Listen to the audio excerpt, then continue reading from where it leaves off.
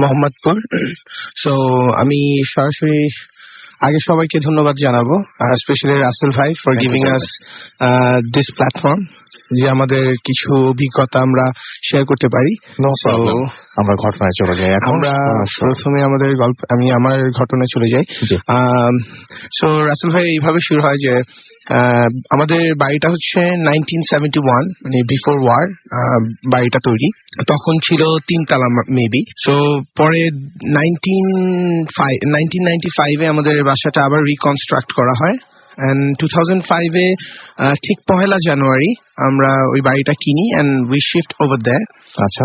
So তখন আমার বয়স খুব সম্ভবত 16 কি 17 এরকম। আচ্ছা। সো দ্যাট মোমেন্ট হয় কি যে হঠাৎ করে রাত 2টা থেকে 3টে এর মাঝখানেই ঘুমটা মানে আমার ঘুম ভেঙে যায়। সো কিছুদিন পর 2-3 দিন পর এরকম দেখি যে কে জানি আমার মানে আমি ঘুমের ঘরেই ফিল করতেছি যে কে জানি আমার চুলে হাত বুলায় দিচ্ছে। ও মাই গড, আপনি একদম পুরোপুরি ফিল করতে পারছেন? হ্যাঁ, মানে অনেকক্ষণ ধরেই করতেছিল, বাট যে আছে না যে অনেকক্ষণ স্পর্শ পাইতে থাকলে হঠাৎ করে ঘুম হালকা হয়ে যায় এরকম একটা। তো যখন চোখটা খুলি তখন দেখি যে একটা অব্যয়ব, আপনার শ্যাডো বলতে পারেন, কিন্তু একটা মেয়ের শ্যাডো, এটা বোঝা যাচ্ছে হলোগ্রাফিক টাইপের। লাইক একটা মেয়ে এটা বোঝা যাচ্ছে, বাট এটা শ্যাডো, কোনো শরীর নেই। মানে চুপচাপ হেঁটে চলে যাচ্ছে, চলে গিয়ে গেট থেকে ক্রস করে চলে গেল। তো প্রথম দিন আমি ভাবছি এটা হয়তো আমার হ্যালুসিনেশন হবে। তো এইভাবেই দ্বিতীয় দিন, তৃতীয় দিন এভাবে হলো। তো তখন বেশি একটা এগুলো নিয়ে চিন্তা করিনি। আচ্ছা। তো কিছুদিন পরের কথা, যখন লাইক সেম এইভাবেই মাথায় হাত বুলায় দিচ্ছে, তো আমার চোখ খোলার পর ওই দিনটা একটু ভিন্ন ছিল। যে আমি চোখ খোলার পর আমার মাথা থেকে কাঁধে, কাঁধ থেকে এলবো থেকে হাতের ঠিক কেনু আঙ্গুলে পর্যন্ত উনার মানে ওই শ্যাডোটার হাত ছোঁয়ায় তারপর যাচ্ছিল। তো ওই পর্যন্ত কিছু একটা মানে আমি কিছু ধারণা করতে পারিনি, বাট যখন আপনার গেট থেকে বের হয়ে যাবে ওই মুহূর্তটাতে আপনার পিছে তাকায়, এন্ড ওই মুহূর্তে দ্যাট মোমেন্ট লাইক আমি মনে হয় আমার সেন্স ফেরত পাইছি এরকম কিছু একটা, আর আমি খুব প্রচন্ড ভয় পাই। তো আমি ভয়ে খুব জোরে চিৎকার করে উঠি, এন্ড পাশে আমার বড় ভাই ছিল, আর পাশের রুমে আমার আব্বু আম্মু ছিল। তারা লাইক আমার চিল্লান শুনে তারা রুমে আসে, আমাকে সান্ত্বনা দেওয়ার চেষ্টা করে। তো একটা পর্যায়ে লাইক শান্ত করে, কিন্তু আমার খুব প্রচন্ড জ্বর থাকে 3-4 দিন। ওই টাইমটাতে লাইক আমার মাও বলে যে হ্যাঁ অফেন সে নিজেও দেখছেন। আচ্ছা। তো আমরা আমাদের এলাকার যে মসজিদের ইমাম উনাকে ডাকি, সে বলছে যে দেখেন বাসা খুব পুরানো হইতে পারে, পুরানো তাই হয়তো এখানে অনেক পুরানো, অনেক বছর ধরে হয়তো এই জিনিসটা আছে, বাট এটা যদি আপনাদের ক্ষতি না করে তাহলে কোনো দরকার নেই, আপনারা আপনাদের মতন থাকেন, আর ইনশাআল্লাহ আল্লাহ মাবুদ উনি থাকতে আপনাদের হেল্প করবেন। সো এইভাবে চলতে থাকে, আমরা সবাই অভ্যস্ত হয়ে যাই। আচ্ছা। তো এই বাসার একটা মায়া কাজ করে, যেরকম হচ্ছে কেমন মায়া আমি বলি, আমরা যে কয়বারই এই বাসা শিফট করতে চাই সেই কয়বারই আমাদের ঘুরে ফিরে লাইক শিফট করার পরেও ঘুরে ফিরে আমাদের এই বাসা আসতে হয়। যেমন প্রথমে আমরা আপনার ধানমন্ডিতে আমার মা বিজনেস পারপাসে একটা ফ্ল্যাট কিনে। তো ওই ফ্ল্যাটে কোনো একটা রিজনে আমার বাবা যেতে চায় না। তো 3-4 মাস, 6-7 মাস পর আমরা আবার ফিরত এসে পড়ি এই বাসাতেই, পুরান বাসাতেই এসে পড়ি। এর আবার মনে করেন 6-7 মাস বা 1 বছর পর আমরা মানে এবার আমার বাবা নিজেই পছন্দ করে লালমাটিয়াতে একটা বাসা খুঁজে ওইখানে আমরা থাকি। কিন্তু এরপর আবার কোন একটা রিজনের জন্য আমরা ফুল ফ্যামিলি আবার আগের বাসাতে রিশিফট করি। তারপর 1-1.5 বছর থাকার পর এবার আমরা পাশের এলাকাতে ইকবাল রোড প্রিপারেটরি গার্লস স্কুলের সামনে 12/14, অনেকেই যারা মোহাম্মদপুরের বাসিন্দা তারা জেনে থাকেন বা খোঁজ নিলেই পাবেন, ওইখানে একটা ফ্ল্যাট নিয়ে দোতলায় আমরা থাকি, বিশাল বড় ফ্ল্যাট। বাট ওইখানে অল অফ এ সাডেন কিছুদিন পর, প্রায় 1 বছর থাকার পর আমার মা খুব বাজেভাবে মেন্টালি সিক হয়ে যায়। লাইক সে হঠাৎ করে কোনো একটা রুমের কোনায় দেখে সে নিজের মতন কথা বলতে থাকে যে না কথা বলছেন, হ্যাঁ একা একা কথা বলেন। তারপর বলতে থাকে যে না আমি এরকম কিছু বলবো না, আচ্ছা আমি করবো না। তো অল অফ আ সাডেন কিছু নাই, হঠাৎ করে সে চিল্লাচিল্লি শুরু করে দেয় যে বাঁচাও আমাকে মেরে ফেললো, এরকম কিছু একটা। তো প্রথমে আমরা হুজুর ডাকাই, কারণ আমরা জানতাম যে এরকম কিছু হইতে পারে। তো হুজুর বলছে যে সে মানে শিওর না, তাই বলছেন যে হয়তো এটাও হতে পারে, নাও হতে পারে, আপনি একটু ডক্টর দেখান। আচ্ছা। তো আমরা এটার জন্য আমার উনাকে কানাডায় পাঠানো হয়। এন্ড সে কানাডায় প্রায় 3-4 বছর ছিল, মেন্টাল ট্রিটমেন্টে ছিল, এন্ড আল্লাহর রহমতে সে সুস্থ হয়ে ফেরত ফিরছেন। সো এরপর তো তখন ওই বাসাটা অনেক বড় ছিল, আমি, বড় ভাইয়া আর আব্বু মানে একটু বেশি বড় হয়ে যায়, এই জন্য আমরা ঘুরে ফিরে আবার সেই পুরাতন বাসাতেই আসলাম। সো দিস ইজ হাউ আমরা যতবারই বাসা চেঞ্জ করি ঘুরে ফিরে ওই বাসাতেই আসতে হয়। তো যখন একটা স্টোরি মানে এখন আরেকটা বলি, যখন আমার মা কানাডায়, তখন মারুফ ভাই একটা দিন মানে কোনো একটা রাতে কোনো একটা কারণে সে আসতে পারেন নাই। তো আমি মানে আমার বাবা ঘুমাচ্ছিল 2টা-3টার দিকে, আমি তখন আমার ফ্রেন্ডের সাথে ইউএসএ তে অনলাইন কথা বলতেছিলাম। সো আমি সামনের রুমে বসে সোফায় শুয়ে কথা বলছিলাম, এন্ড দ্যাট মোমেন্ট বলে রাখা ভালো যে আমাদের সামনের রুমে একটা আপনার বারান্দা আছে, মানে সামনের রুমের সাথে অ্যাটাচ বারান্দা। তো বারান্দার গেট খোলা ছিল, আর আমাদের বিল্ডিং এর ঠিক সাথে, আমরা দোতলায় থাকি, এন্ড বিল্ডিং এর সাথে একটা ল্যাম্প পোস্ট। তো এটা সাদা লাইটে আমি মানে দেখলাম যে একটা ছায়া জাস্ট দোল খাচ্ছে, মানে বোঝা যাচ্ছে কিছু একটা দোল খাচ্ছে, আর ওটার শ্যাডো আসতেছে। সো ফর দ্যাট আমি কি করলাম যে মানে কথা বলতে বলতে কোনো একটা কারণে মানে কৌতূহলিক হয়ে আমি বারান্দায় যাই, এন্ড বারান্দায় গিয়ে অল অফ এ সাডেন আমি ওটা প্রস্তুত ছিলাম না দেখার জন্য, যে খুব লোমশ বড় বড় পা, শুধু পা, কোনো শরীর বা দেহ কিছুই ছিল না, শুধু লোমশ 2টা পা, খুবই কালো এন্ড খুবই বিশ্রী, নখগুলো বড় বড়, আর খুবই মানে বাজে একটা, মানে নখগুলাও খুব বাজে, জাস্ট দেখছি যে ওটা দোল খাচ্ছে। তো এটা দেখেও নিজেকে সামলায় নিয়ে আমি আপনার আয়াতুল কুরসি, মানে দুরূদ শরীফ মানে যা মুখে আসতেছিল তাই পড়তেছিলাম, আর আল্লাহ আল্লাহ করতেছিলাম। সো এইটা দেখে আমি যখন আবার আমার সামনের রুমে আমি ব্যাক করতে চাই, so that moment all of a sudden আমি দেখি যে আমি যেই সোফাটাতে শুয়েছিলাম, সো ওই সোফাতে যে মেয়ের যে অবয়বটা দেখলাম, সেই অবয়বটা আপনার আমার দিকে তাকিয়ে আছে, মানে শ্যাডো, বাট মানে কেন জানি বোঝা যাচ্ছিল যে সে একটা খুব বিশ্রী একটা হাসি দিয়ে আমার দিকে তাকিয়ে আছে। এন্ড দ্যাট মোমেন্ট আমি বলতে পারেন পুরো ফ্রিজ হয়ে যাই। এর থেকে মানে আমি সেন্সলেস তখন হই যখন আমি দেখতে পারি যে আপনার শ্যাডোটা হাসতে হাসতে হাত আমার দিকে বাড়িয়েছে। এই জিনিসটা দেখেই আমি মানে ওইখানেই আপনার অজ্ঞান হয়ে যাই। এন্ড পরের দিন সকালে আমি নিজেকে আবিষ্কার করি আমার বেডরুমে। এন্ড যখন আমি সকালে উঠি, আব্বুকে গিয়ে বলি যে, আমি আব্বুকে সরাসরি কিছু বলি নাই, আব্বুর জাস্ট বলছি যে আব্বু তুমি কি আমাকে মানে রাতে সামনের রুম থেকে এই রুমে নিয়ে আসছো? তো দ্যাট টাইম আব্বু বলছে, না আমি তো সকালে উঠেই দেখলাম তুমি আমাকে মানে তুমি তোমার বেডরুমে শুয়ে আছো। রাসেল ভাই সত্যি বলতে আমি এখনো এটার রিজন জানি না। আর আমাদের রেসিডেন্স নিয়ে আরেকটা, এখন আর সেটা না শুনি, আমরা পরে আবার শুনি। আচ্ছা, থ্যাংক ইউ ভেরি মাচ। আমরা মানে এটা তো আরেকটা ঘটনা বলতে চাচ্ছিলেন আপনি, রাইট? আরেকটা ঘটনা তো। সো আমরা আরেকটা ঘটনা একটু পরে শুনি, আমাদের নেক্সট ঘটনায় আমরা যাব, এবং তারপরে আমরা আবারও আপনার কাছে ফিরে আসবো। অ্যান্ড এই মুহূর্তে আমার সঙ্গে আমাদের একজন লিসেনার আছেন, যিনি আমাদের সঙ্গে জয়েন করেছেন। তার ঘটনা আমি কিছুক্ষণের মধ্যে পড়বো, দ্যাটস ওয়াই তিনি আমাদের সঙ্গে আছেন এই মুহূর্তে, এবং তিনি হচ্ছেন সাদমান, যার ঘটনা আমরা মাঝে মাঝেই পড়ি, এবং আজকে একটা ঘটনা পড়বো, এবং তিনি আমাদের সাথে জয়েন করেছেন মালয়েশিয়া থেকে। আমরা সরাসরি তার সাথে কথা বলবো। হ্যালো সাদমান, কি অবস্থা, কেমন আছেন আপনি? হ্যালো রাসেল, হ্যাঁ এই তো চলে যাচ্ছে। আচ্ছা, চলে যাচ্ছে, ভালো থাকার দলে। আচ্ছা, তো কেমন লাগছে আমাদের কল পেয়ে?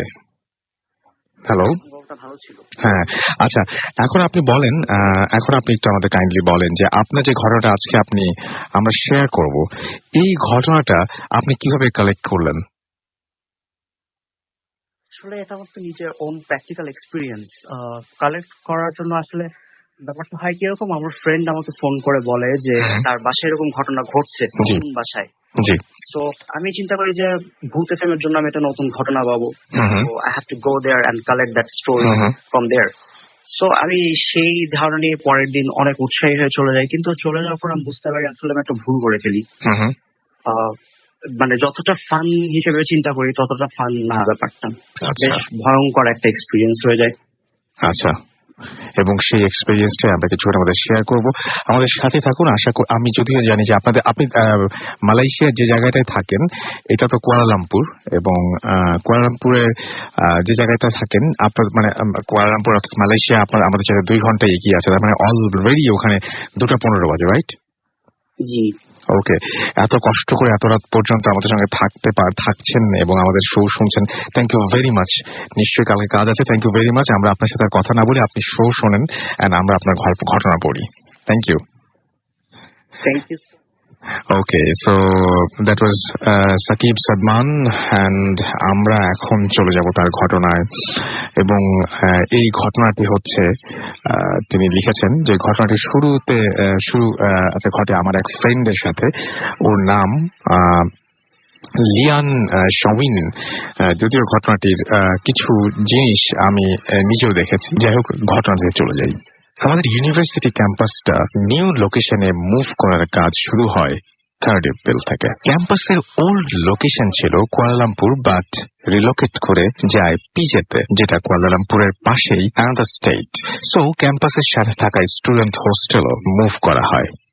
নিউ হোস্টেল বিল্ডিংটার তখনও একটা ফ্লোরের কাজ কমপ্লিট হয়নি। এই জন্য 8 জন স্টুডেন্টকে হোস্টেলের পাশে একটা কন্ডোমিনিয়ামে এবং 3 দিনের জন্য সেখানে তাদেরকে রাখা হয়। 2টা ফ্ল্যাট দেওয়া হয় তাদেরকে, 4 জন করে 2টা ফ্ল্যাটে 8 জন থাকবে।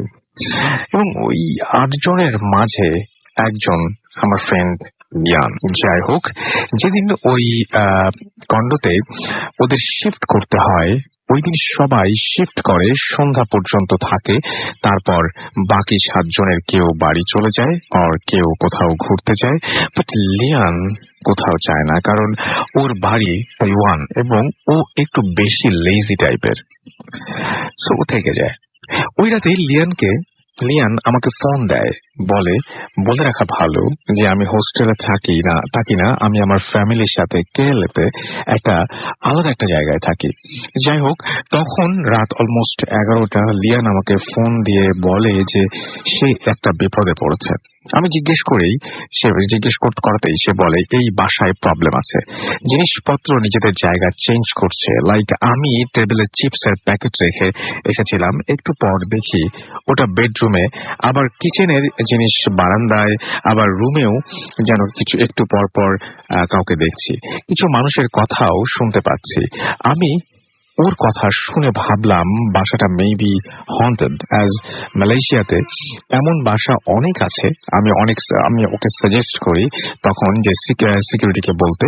ও আমাকে জানায় যে অলরেডি সিকিউরিটিকে জানিয়েছে, বাট তখন বেশ রাত, সো কিছুই করার নেই। কথা বলতে বলতে এর মাঝে আমিও ফোনে শুনতে পেলাম লিয়ানের পেছন থেকে যেন কেউ কথা বলছে। যাই হোক, ওই রাতে ওকে সাহস দিতে বেশ কিছুক্ষণ কথা বললাম, তারপর ফোন দেখে ঘুমিয়ে পড়লাম।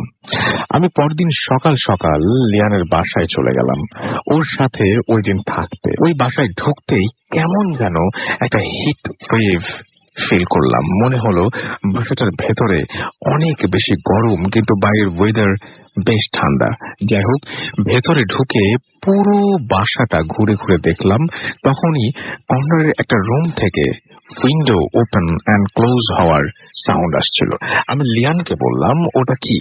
ও বলে না, এসব কাল রাত থেকেই হচ্ছে, এবং এই বলে সে ও কিচেনের দিকে চলে যায় কাজ করতে। আমি কর্নারের রুমটাতে যাই। বলে রাখা ভালো, কর্নারের রুমটা বেশ গরম, এবং এই রুমে একটা উইন্ডো ছাড়া অন্য কোনো দিক দিয়ে বাতাস ঢোকার কোনো ব্যবস্থা নেই। রুমটা বেশ অন্ধকারও। যাই হোক, আমি রুমে ঢুকে একটা চেয়ারে কিছু টাইম বসে থাকি উইন্ডোটার দিকে তাকিয়ে, কারণ এই উইন্ডোতে আওয়াজ আসছিল। একদম হঠাৎ করে আমার চোখের সামনে উইন্ডোটা সজোরে একাই খুলে গেল, যেন উইন্ডোটা ধাক্কা দিয়ে খুলে দিল। ব্যাপারটায় আমি প্রথমে খুব ভয় পেলেও মনের ভেতরে একটা জিনিস কাজ করে যে ভয় পেলে হবে না, যদি এটা আবারও হয় দেন ভিডিও করা যাবে। আমি উইন্ডোটা ক্লোজ করে সেলের ক্যামেরা দিয়ে ক্যাম অন করে বসে থাকি। কিছুক্ষণ পর উইন্ডোটা আবার খুলে যায়, এবারও বেশ জোরে খুলে যায়, যেটা আমার ভিডিওতেও ক্যাপচার হয়। বাসার ভেতর থেকে কোনো বাতাস নেই, স্টিল উইন্ডোটা ভেতর থেকে বাইরের দিকে খুলে গেল। উইন্ডোটা খোলার পর আমি ফিল করতে পারি আমার পেছন দিকে কেউ দাঁড়িয়ে আছে, কিন্তু আমি হালকা ভয়েস পাই যে অন্য রুম থেকে লিয়ান যেন কথা বলছে। ভিডিওটায় লক্ষ্য করলে শুনতে পাবেন। দেন আমার পেছনে কে? আমি আরো ওয়েট করতে থাকি আরেকবার উইন্ডোটা ওপেন হয় নাকি বাট আমার পেছনে যেটা ছিল সেটা আস্তে আস্তে যেন আমার পাশে চলে আসে। আমি এবার বেশ ভয় পাই, উঠে যাই। উঠে বাইরের রুমে গিয়ে দেখতে পাই লিয়ান সোফাতে বসে আছে, একা একাই কথা বলছে। আমি ওর কাছে যাই, ওর পেছন থেকে সামনে যেতেই ওর রুমের পাশের কিচেনের ডোর থেকে লিয়ান বের হয়ে এসে আমাকে বলে, হোয়াট হ্যাপেন সাদমান? আমি ওর থেকে তাকিয়ে সোফাতে তাকিয়েই দেখি লিয়ানের মতো দেখতে যে বসেছিল সে নেই। আমি লিয়ানকে ভিডিওটা দেখাই এবং ভিডিও দেখে ও আবিষ্কার করে যে আমি উইন্ডোটা ক্লোজ করার পরপরই একটা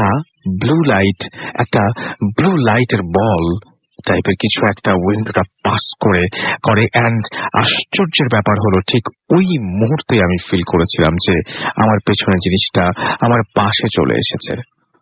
আমরা ভিডিওটা নিয়ে কথা বলছিলাম এন্ড ওই ভিডিওটা লিয়ানের ভয়েসে শুনে বলে, কই আমি তো কিচেনে কাজ করছিলাম, কোনো কথা তো বলিনি।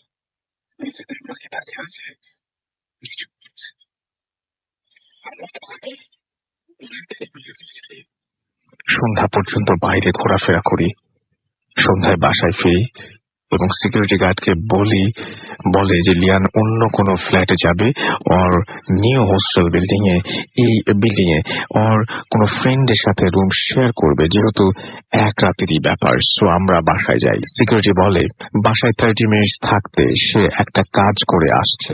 আমরা বাসার ডোর লক করে বসে থাকি এন্ড এই ডোর লক করাতেই মেবি আমাদের সবচেয়ে বড় ভুল ছিল ওই 30 মিনিটসে বাসায় আমরা কখনো সজোরে চিৎকার, কখনো অনেক করুণ ভাবে কান্নার আওয়াজ, আবার কখনো ওই রুমে উইন্ডোর সাউন্ড পাই।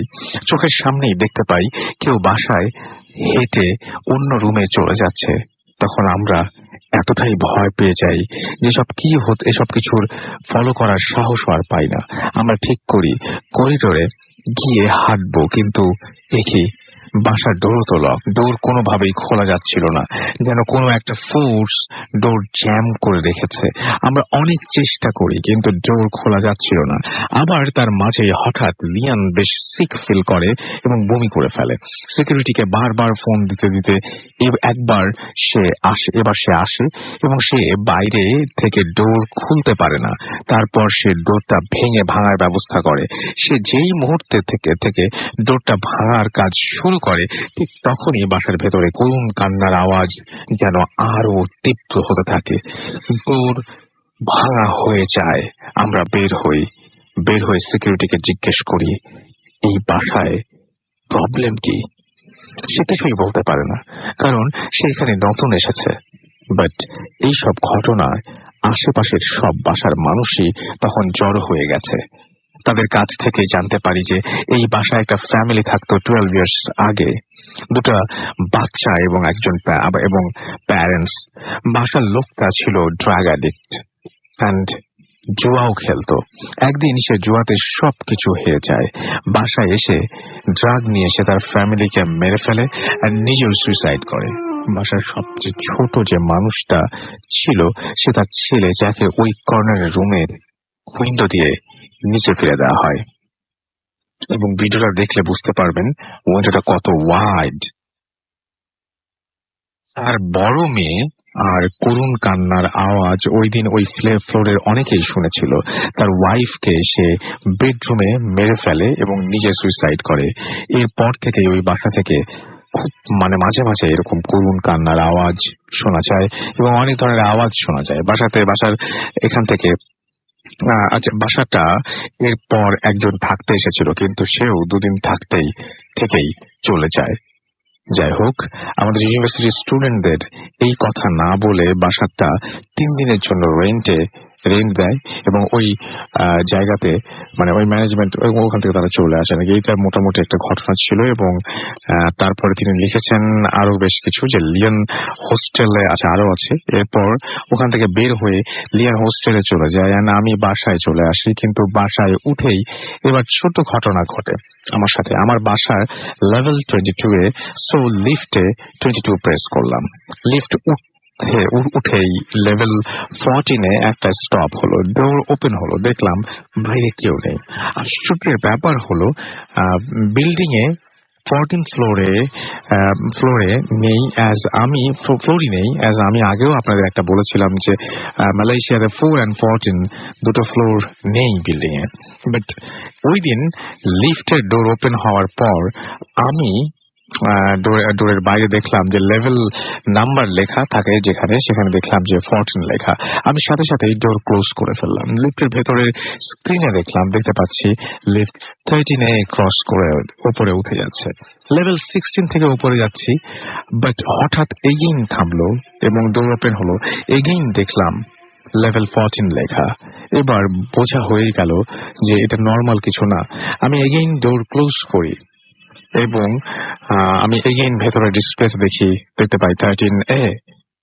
বাট আমি তো অলরেডি লেভেল 16 পার করেছিলাম।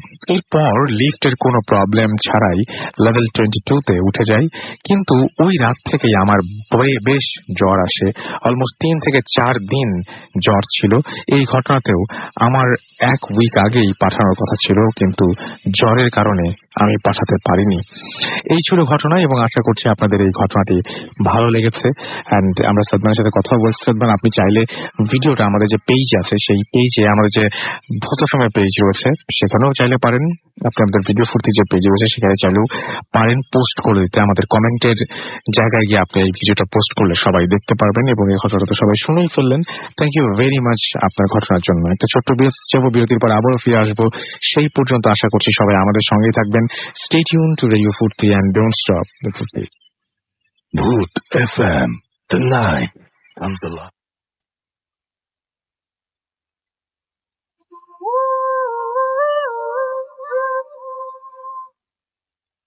The night comes alive with Gramin Phone. আরো একবার আপনাদের সবাইকে স্বাগত জানাচ্ছি ভূত এফএমে। আমি দেখতে পাচ্ছি সানিয়াল হক গোপালগঞ্জ থেকে আমাদের সঙ্গে আছেন। শুরুতে আমি একটু বলবো যে আমি বগুড়ার স্টোরি এবং রংপুরের পুজোর স্টোরি চাই। রংপুর এবং বগুড়া থেকে যারা সরাসরি আমাদেরকে শুনছেন তাদেরকে জানিয়ে রাখি যে আপনারা যে সরাসরি শুনতে পান এই ব্যাপারটা আপনাদের চারিদিকে যারা মানুষজন আছেন, এই যে সমীর বগুড়া থেকে আমাদের এসএমএস করছেন, ভাইয়া বগুড়া আসবেন কবে? শুন, আমরা আশা করছি as soon as possible। আর বগুড়া এবং রংপুরে যারা শুনছেন তারা কিন্তু চারপাশের মানুষকে জানিয়ে দিতে হবে যে ভাই ডিরেক্ট ভূত এফএম শোনেন আপনারা এবং টিউনিং করেন রেডিও ফুর্তি। এবং আশা করছি যে আপনারা রেগুলার এভাবে আমাদের সাথে থাকবেন এবং আমাদের উৎসাহ দেবেন। মিরাজ আমাদের এসএমএস করেছেন এবং তিনি বলছেন এক ফ্রেন্ডের রেজাল্টের পর সুইসাইড করেছে যে আপনাদের রেগুলার লিসেনার ছিল, ওর নাম মিম। খুব খারাপ লাগছে, আমাদেরও শুনে খুব খারাপ লাগলো এবং আশা করছি যে আল্লাহ তাকে মাফ করবেন। আর আমাদের সাথে রানা আছেন এবং আমাদের সাথে SH ডালিম আছেন হাজারিবাগ থেকে, সাকিব আমাদের সাথে আছেন, আমাদের সাথে রয়েছেন পিউল, অলিন্দ আমাদের সাথে আছেন। আমি একটা জিনিস, যেহেতু এরকম একটা প্রসঙ্গ আসলে আমি বলে রাখি যে যে কোনো কিছুর বিনিময়ে জীবনের মূল্যটা অনেক বেশি। একটা জিনিস হয় কি যে আমরা জীবনটা ঠিকই থেকে যায়, দুঃসময় আসে, দুঃসময় চলে যায়, আপনি আপনার জায়গায় কিন্তু ঠিকই থাকবেন। তো একটু যখন দুঃসময় আসে তখন ধৈর্য ধরে অপেক্ষা করতে হয়, কিন্তু এই ধরনের কোনো ডিসিশন আমার অনুরোধ আপনারা কেউ নেবেন না। রোমান আমাদের এসএমএস করছেন রানা, আমাদের সাথে আছেন হাসান খান, আমাদের সাথে আছেন হিমেল পান্ডে গুলশান 2 থেকে, তিনি লিখছেন লেট করলাম। আমাদের সাথে আছেন দেখতে পাচ্ছি বি গাফফার সিরাজগঞ্জ থেকে, খুলনা থেকে আনোয়ার এবং তার ওয়াইফ আফরিন আছেন আমাদের সঙ্গে এবং তিনি বলছেন ইমেলটা নাইস। গোলাম রাব্বি আমাদের সঙ্গে আছেন, মেহেদি হাসান আমাদের সঙ্গে আছেন দেখতে পাচ্ছি আমি কাউসার নতুন আমাদের সাথে জয়েন করেছেন। ওয়েলকাম টু ভূত এফএম। আশা করছি রেগুলার আপনাকে পেয়ে যাবো। শাহিন আমাদের সঙ্গে আছেন, আমাদের সঙ্গে রয়েছেন দেখতে পাচ্ছি রেজা ওল্ড ঢাকা থেকে।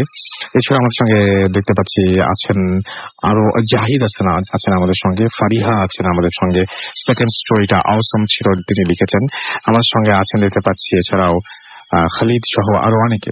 তো আমরা চলে যাবো আমাদের দ্বিতীয় গেস্টের কাছে এবং তার কাছে ঘটনা রয়েছে। আপনার নামটা প্লিজ একটু বলবেন, তারপর আপনার ঘটনায় যাবো আমরা। ডিয়ার লিসেনার, আমি আবির বলছিলাম, আসছি বাসাবো থেকে। থ্যাংক ইউ রাসেল ভাই আমাকে এখানে পার্টিসিপেট করার জন্য। জি, আমরা যাই ঘটনায়। আমার ঘটনাটা বেসিক্যালি যার সাথে ঘটা, আমি এখানে প্রেজেন্ট ছিলাম, আর আমার ফ্রেন্ডের সাথে ঘটা। আমি তার ফ্রেন্ডের নাম তো বলতে চাচ্ছি না, একটা এজাম্পশন করে নিচ্ছি তার নাম নিশি। তার নাম নিশি ধরে যেতে পারে। আমার তার সাথে আমার ফেসবুকে পরিচয়, তার সাথে আমার কথা হইতো 1 সপ্তাহ 2 সপ্তাহ, প্রায় 1 মাসের মাথায় তার সাথে আমার ফোনে কথা শুরু হয়। তার ফোনে কথা হওয়ার সময় আমি দেখতাম সে তার বাসায় একা থাকে, মানে তার রুমে একা থাকে, তার কোনো ভাই বোন নেই, বা আমার আর কোনো থাকে, সে এক রুমে থাকে সিঙ্গেল। কথা বলতে বলতে দেখা যেত রাত্রে 12টার পরে যখন কথা ক্রস করতো তার প্রায় ফোনে লাইন কেটে যেত। আমি বলতাম যে কেন ফোনে লাইন কাটে, তোমার এত সমস্যা কিসের? আমার তো অন্য কারোর সাথে সমস্যা হয় না, রাত্রেবেলায় ফোনের প্রবলেম হচ্ছে। আমার বাসায় এরকম সমস্যা হয়, আমার রুমে নেটওয়ার্ক থাকে না রাত্রেবেলায়। আমি বললাম আচ্ছা। এরপরে বললো যে তোমার সাথে আমার একটু কথা ছিল, একটু একদিন দেখা করি। আমি বললাম আচ্ছা ঠিক আছে, দেখা করি।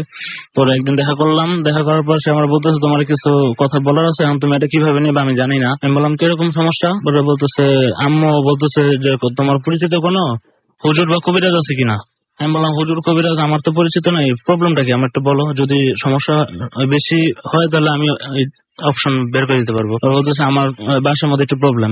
এরকম আমার রুমের ভিতরে আমি যখন নামাজ পড়ি বা আমি যখন ঘুমাই, আমার দেখা যায় কেউ আমার হাত পা টান দেয় বা কেউ চোর টান দেয়, বা দেখা যায় আমার শরীর থেকে কাঁথা সরে যায় হঠাৎ। আমি বললাম যে এটা তো খুব বড় সড়ো একটা সমস্যা। এখন তোমার আম্মুকে এর আগে হুজুর কবিরাজ দেখায় নাই? বলছে একটা ইমাম সাহেবকে দিয়ে ঘর বন্ধ করেছে, আমার রুমও বন্ধ করানো, কিন্তু কোনো কাজ হচ্ছে বলে মনে হচ্ছে না।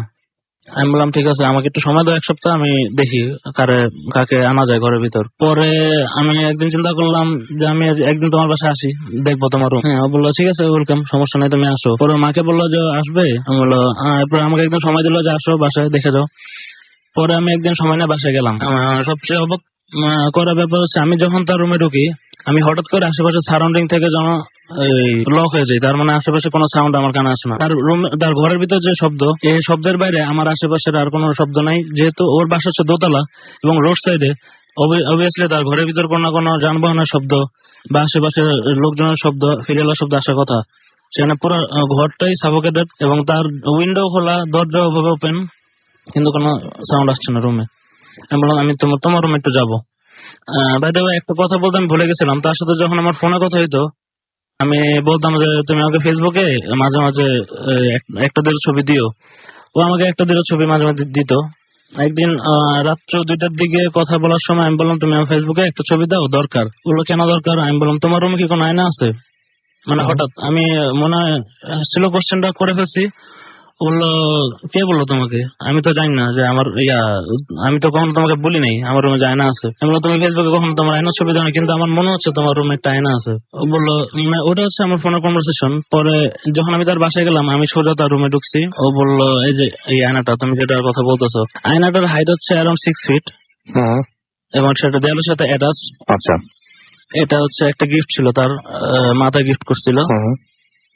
এখন এই আয়নাটা দিয়েছিল 2011। এখন আমি বললাম তোমার 2011 এর পরে কোনো ছবি আছে কিনা আমাকে একটু দেখাও। পরে বললো 2011 না, 12 থেকে আমার কিছু ছবি আছে পার্সোনাল। আমার পার্সোনাল না, তোমার এমনি ফ্যামিলির ছবি দেখাও। পরে ফ্যামিলির ছবি দেখলাম, দেখার পরে 2012, 13, 14 এর এখানে আমি কিছু চেঞ্জ দেখলাম। সেটা হচ্ছে তার শেপের কিছু চেঞ্জ ছিল, বডি শেপের, চুলের কিছু চেঞ্জ ছিল, ফেসের কিছু চেঞ্জ ছিল। এবং তার সাথে যখন আমি কথা বলতাম তার টেম্পার হঠাৎ হঠাৎ হাই হইতো। টেম্পার মানে খুব সিলি কারণে এত হাই হইতো, সে মানে ফোন রেখে দিত। প্লাস রাত্রেবেলা ওই দিন আমি তার ফোনে নেটওয়ার্ক পাইতাম না। সেগুলো আমার মেসেজ আপ ডাউন করে, মেসেজ কনভারসেশন হয়, বাট ফোনে কানেক্ট করা যায় না। দেন আমি যখন তার বাসায় গেলাম, আয়নাটা দেখার পর আমার মনে হলো যে আয়নার ভিতরে কোনো প্রবলেম আছে। আমি যখন তার আয়নার সামনে দাঁড়াই, আমি অ্যারাউন্ড 5 সেকেন্ডের বেশি স্টে করতে পারিনি। আমি আয়নার সামনে থেকে সরে আসি এবং সরে আসার পর আমার মনে হলো যে আয়নাটা থেকে আমি যখন সরে আসি আমার শ্যাডোটা রিয়েল টাইম শো না করে প্রায় 0.5 সেকেন্ড বা 1 সেকেন্ড পরে সরে গেল। আমি বললাম তোমার আয়নাটার মধ্যে প্রবলেম, তুমি একটা কাজ করো, তুমি আয়নাটা ঢেকে রেখো রাত্রেবেলায়। আমার মনে হচ্ছে আয়নাতে তোমার সমস্যা আছে। পরে বলতেছে আচ্ছা ঠিক আছে। 2-3 দিন গেল, আমি বললাম কোনো সমস্যা হচ্ছে ঘরের ভিতর? বলছে না সমস্যা হয় না, কিন্তু আমার রাতে ঘুম হয় না। আর কি জানো, আমার ঘরের ভিতর হাঁটাহাঁটি করে, কথা বলে, ফিস আমি সব শুনি। আমি বললাম আচ্ছা একটা কাজ করো। বললো কি? আমি বললাম তুমি এই চারকোল আর আয়াতুল কুরসি পরে রাত্রে ঘুমাও, তোমার প্রসেস না বলেন, আপনি আইনের ঘটনা একটু ফোকাস থেকে আমরা ঘটনা শেষ করি। ঠিক আছে। হেনার যখন তার ইয়ে নিয়ে আমাকে যখন তার রুমে এন্ট্রি করে, আমি তখন বলছি আয়নার ভিতরে প্রবলেম আছে, আমি একটা কাজ করি, আয়নাতে চারকোল এবং আয়াতুল কুরসি পরে একটা ফু দেই। ফু দেওয়ার পরে আমি চলে আসি। প্রায় 1 সপ্তাহ পরেও আমাকে একদিন ফোন দেয় সকালবেলায়, খুব আর্জেন্ট 8টার সময়, যে আবির একটা ঘটনা ঘটছে, আয়নার ভিতরে একটা হাতের ছাপ আসছে। আমরা তুমি এটা চায়না ধরছো কেন? আমি এটা চায়না ধরি নাই। তুমি কনফার্ম কেন? হ্যাঁ, এটা কাপড় দিয়ে ঢাকা ছিল।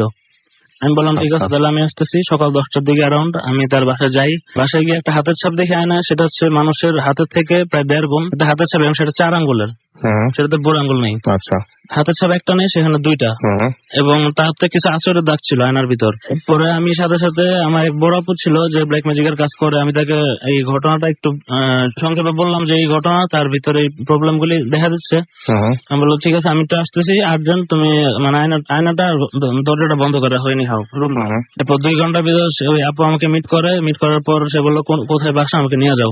পরে নিয়ে যাওয়ার পর সে 2টা তাবিজ আনে আমার ফ্রেন্ডের জন্য, নিশির জন্য। একটা তাবিজ তাকে দেয়, একটা তাবিজ আয়নার ভিতর ঝুলাই দেয়। ঝুলাই দেওয়ার পরে ও বলতেছে তুমি এই রুমে আর থাকবা না, তুমি অন্য রুমে তোমার মার সাথে বা বাবার সাথে ঘুমাও। 1 সপ্তাহ আমি অবজার্ভ করি, এটা অবজারভেশনের জন্য তোমাকে একটা তাবিজ দেওয়া হয়েছে। এবং সবচেয়ে মিরাকল ব্যাপার যেটা, তাকে যখন তাবিজটা দেওয়া হয়েছে তার পুরো শরীরে একটা ভাইব্রেশন দেয় ইনস্ট্যান্ট।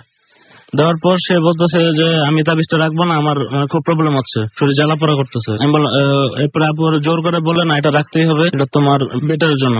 ওই দিন রাত্রেবেলায় রাত্রে 12টা বা 1টার দিকে সে আমাকে আবার ফোন দেয় বলতেছে যে আবির ওই রুমের ভিতর থেকে নক করতেছে আমাকে, ওই রুমের ভিতর থেকে নকের শব্দ আসতেছে।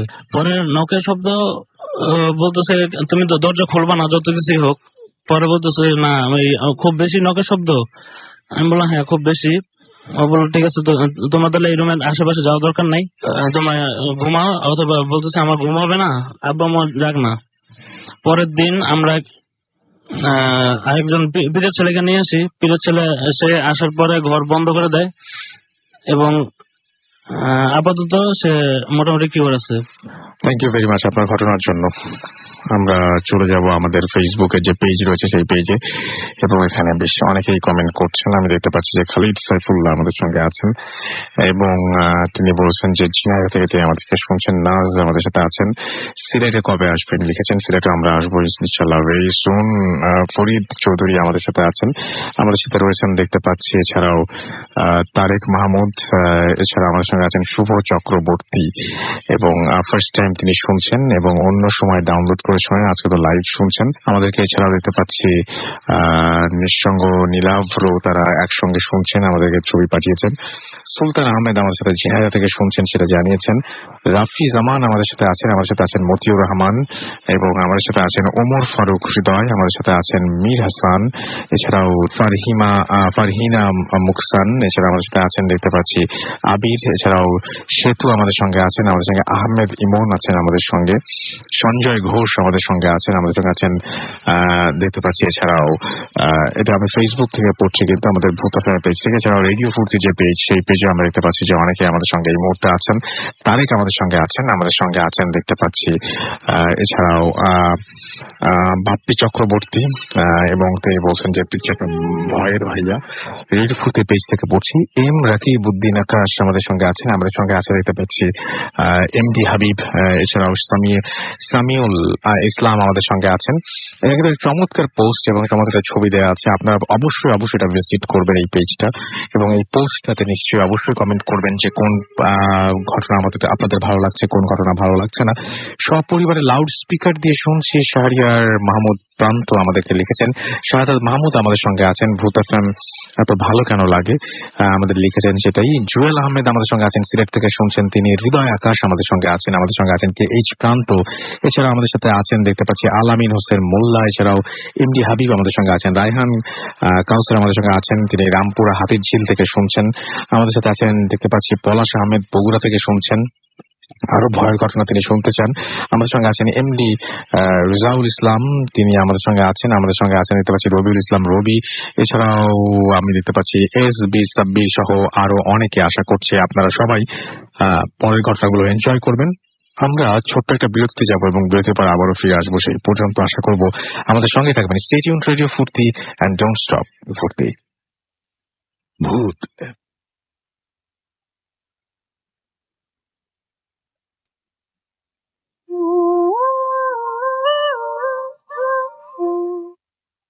Welcome back. শুনছেন সবসময় রেডিও ফুর্তি 8.0 FM। আমি রাসেল আছি, সাথে আমার সাথে রয়েছে মাসুম এবং আজকের অতিথিরা। আপনারা অনেকেই গ্রামের ঘটনা শুনতে চান, তো মাছ ধরা নিয়ে একটা ঘটনা আমরা শুনবো, কিন্তু এই ঘটনাটি একেবারে ডিফারেন্ট। আমাদের একজন আর্টিস্ট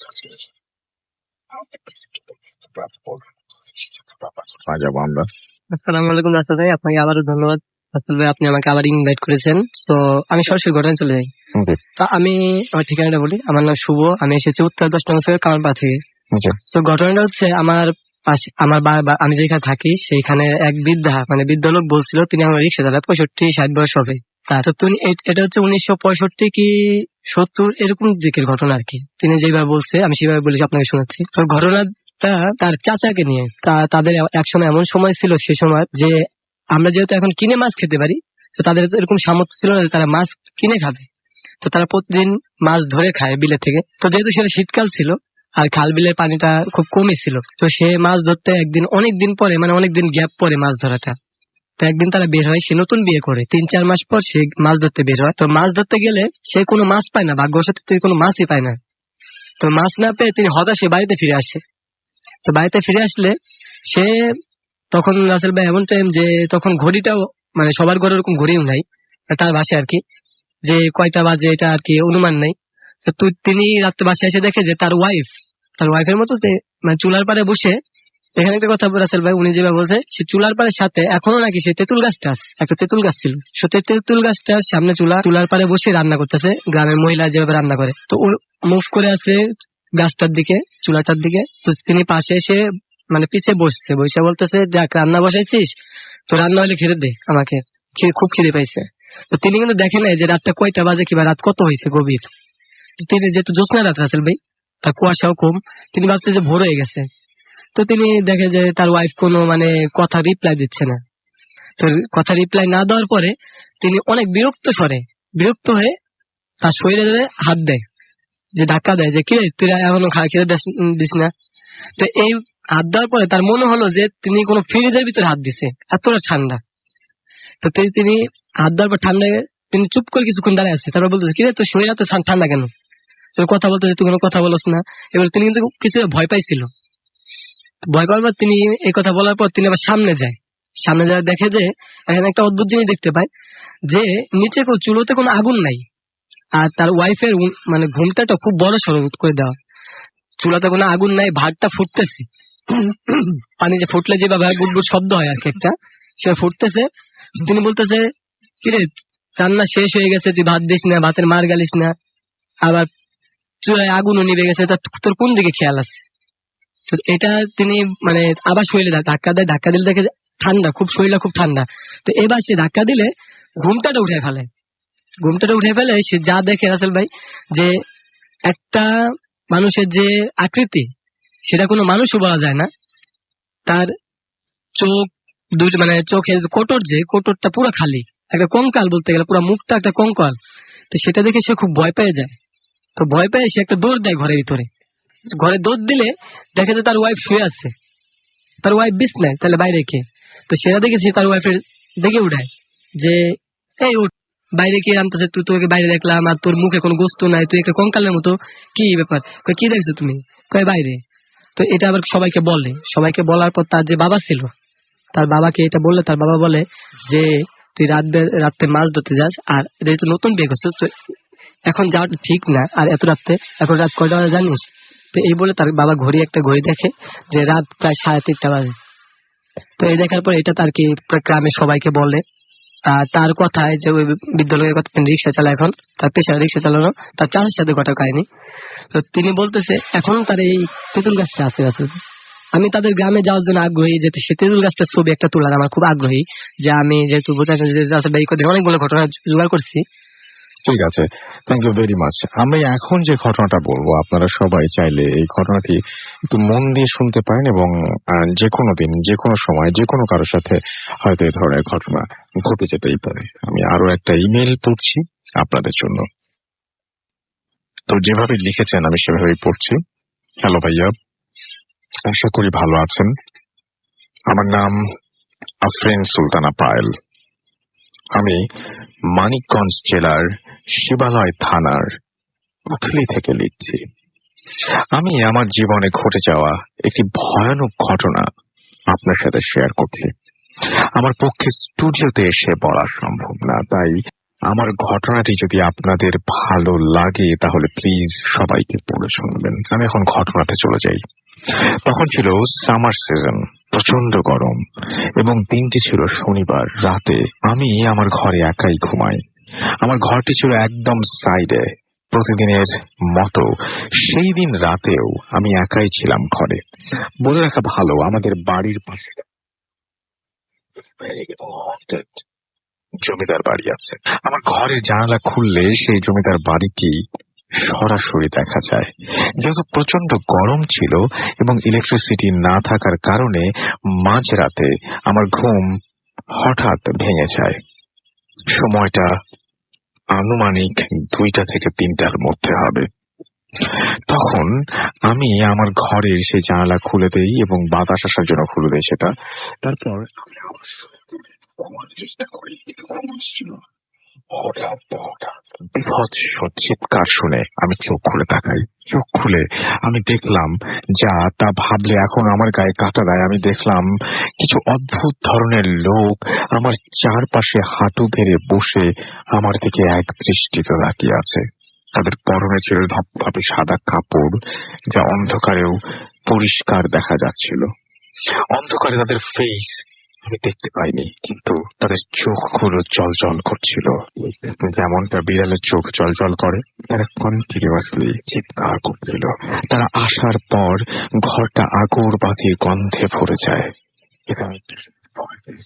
আমি বিছানা থেকে ওঠার চেষ্টা করি এবং আম্মুকে ডাকার চেষ্টা করি।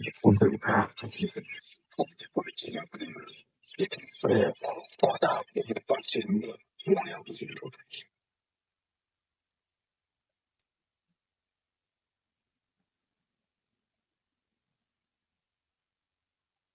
আমি তো আমার গোঙানোর শব্দ পেয়ে পাশের ঘর থেকে আমার আম্মু আসেন। আমার এই অবস্থা দেখে আমার আম্মু আমাকে ধরে জিজ্ঞেস করেন যে কি হয়েছে তোর। তখন আমি ওই লোকগুলোকে আর দেখতে পাচ্ছিলাম না। তারপর আস্তে আস্তে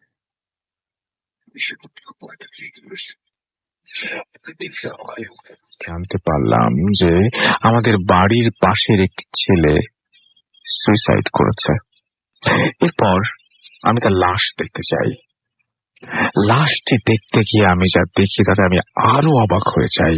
আমি দেখলাম লাশটি শোয়ানো আছে এবং তার চারপাশে তার পরিবারের লোকজন বসে চিৎকার করে কাঁদছে এবং পাশে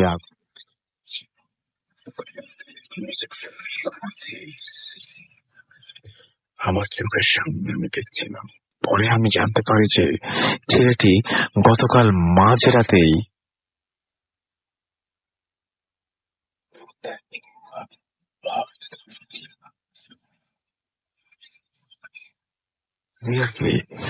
ভয় পাওয়ার মতো একটা ব্যাপার। আপনি যদি এখন হঠাৎ করে আজকে রাতে ঘুম ভেঙে ওঠেন,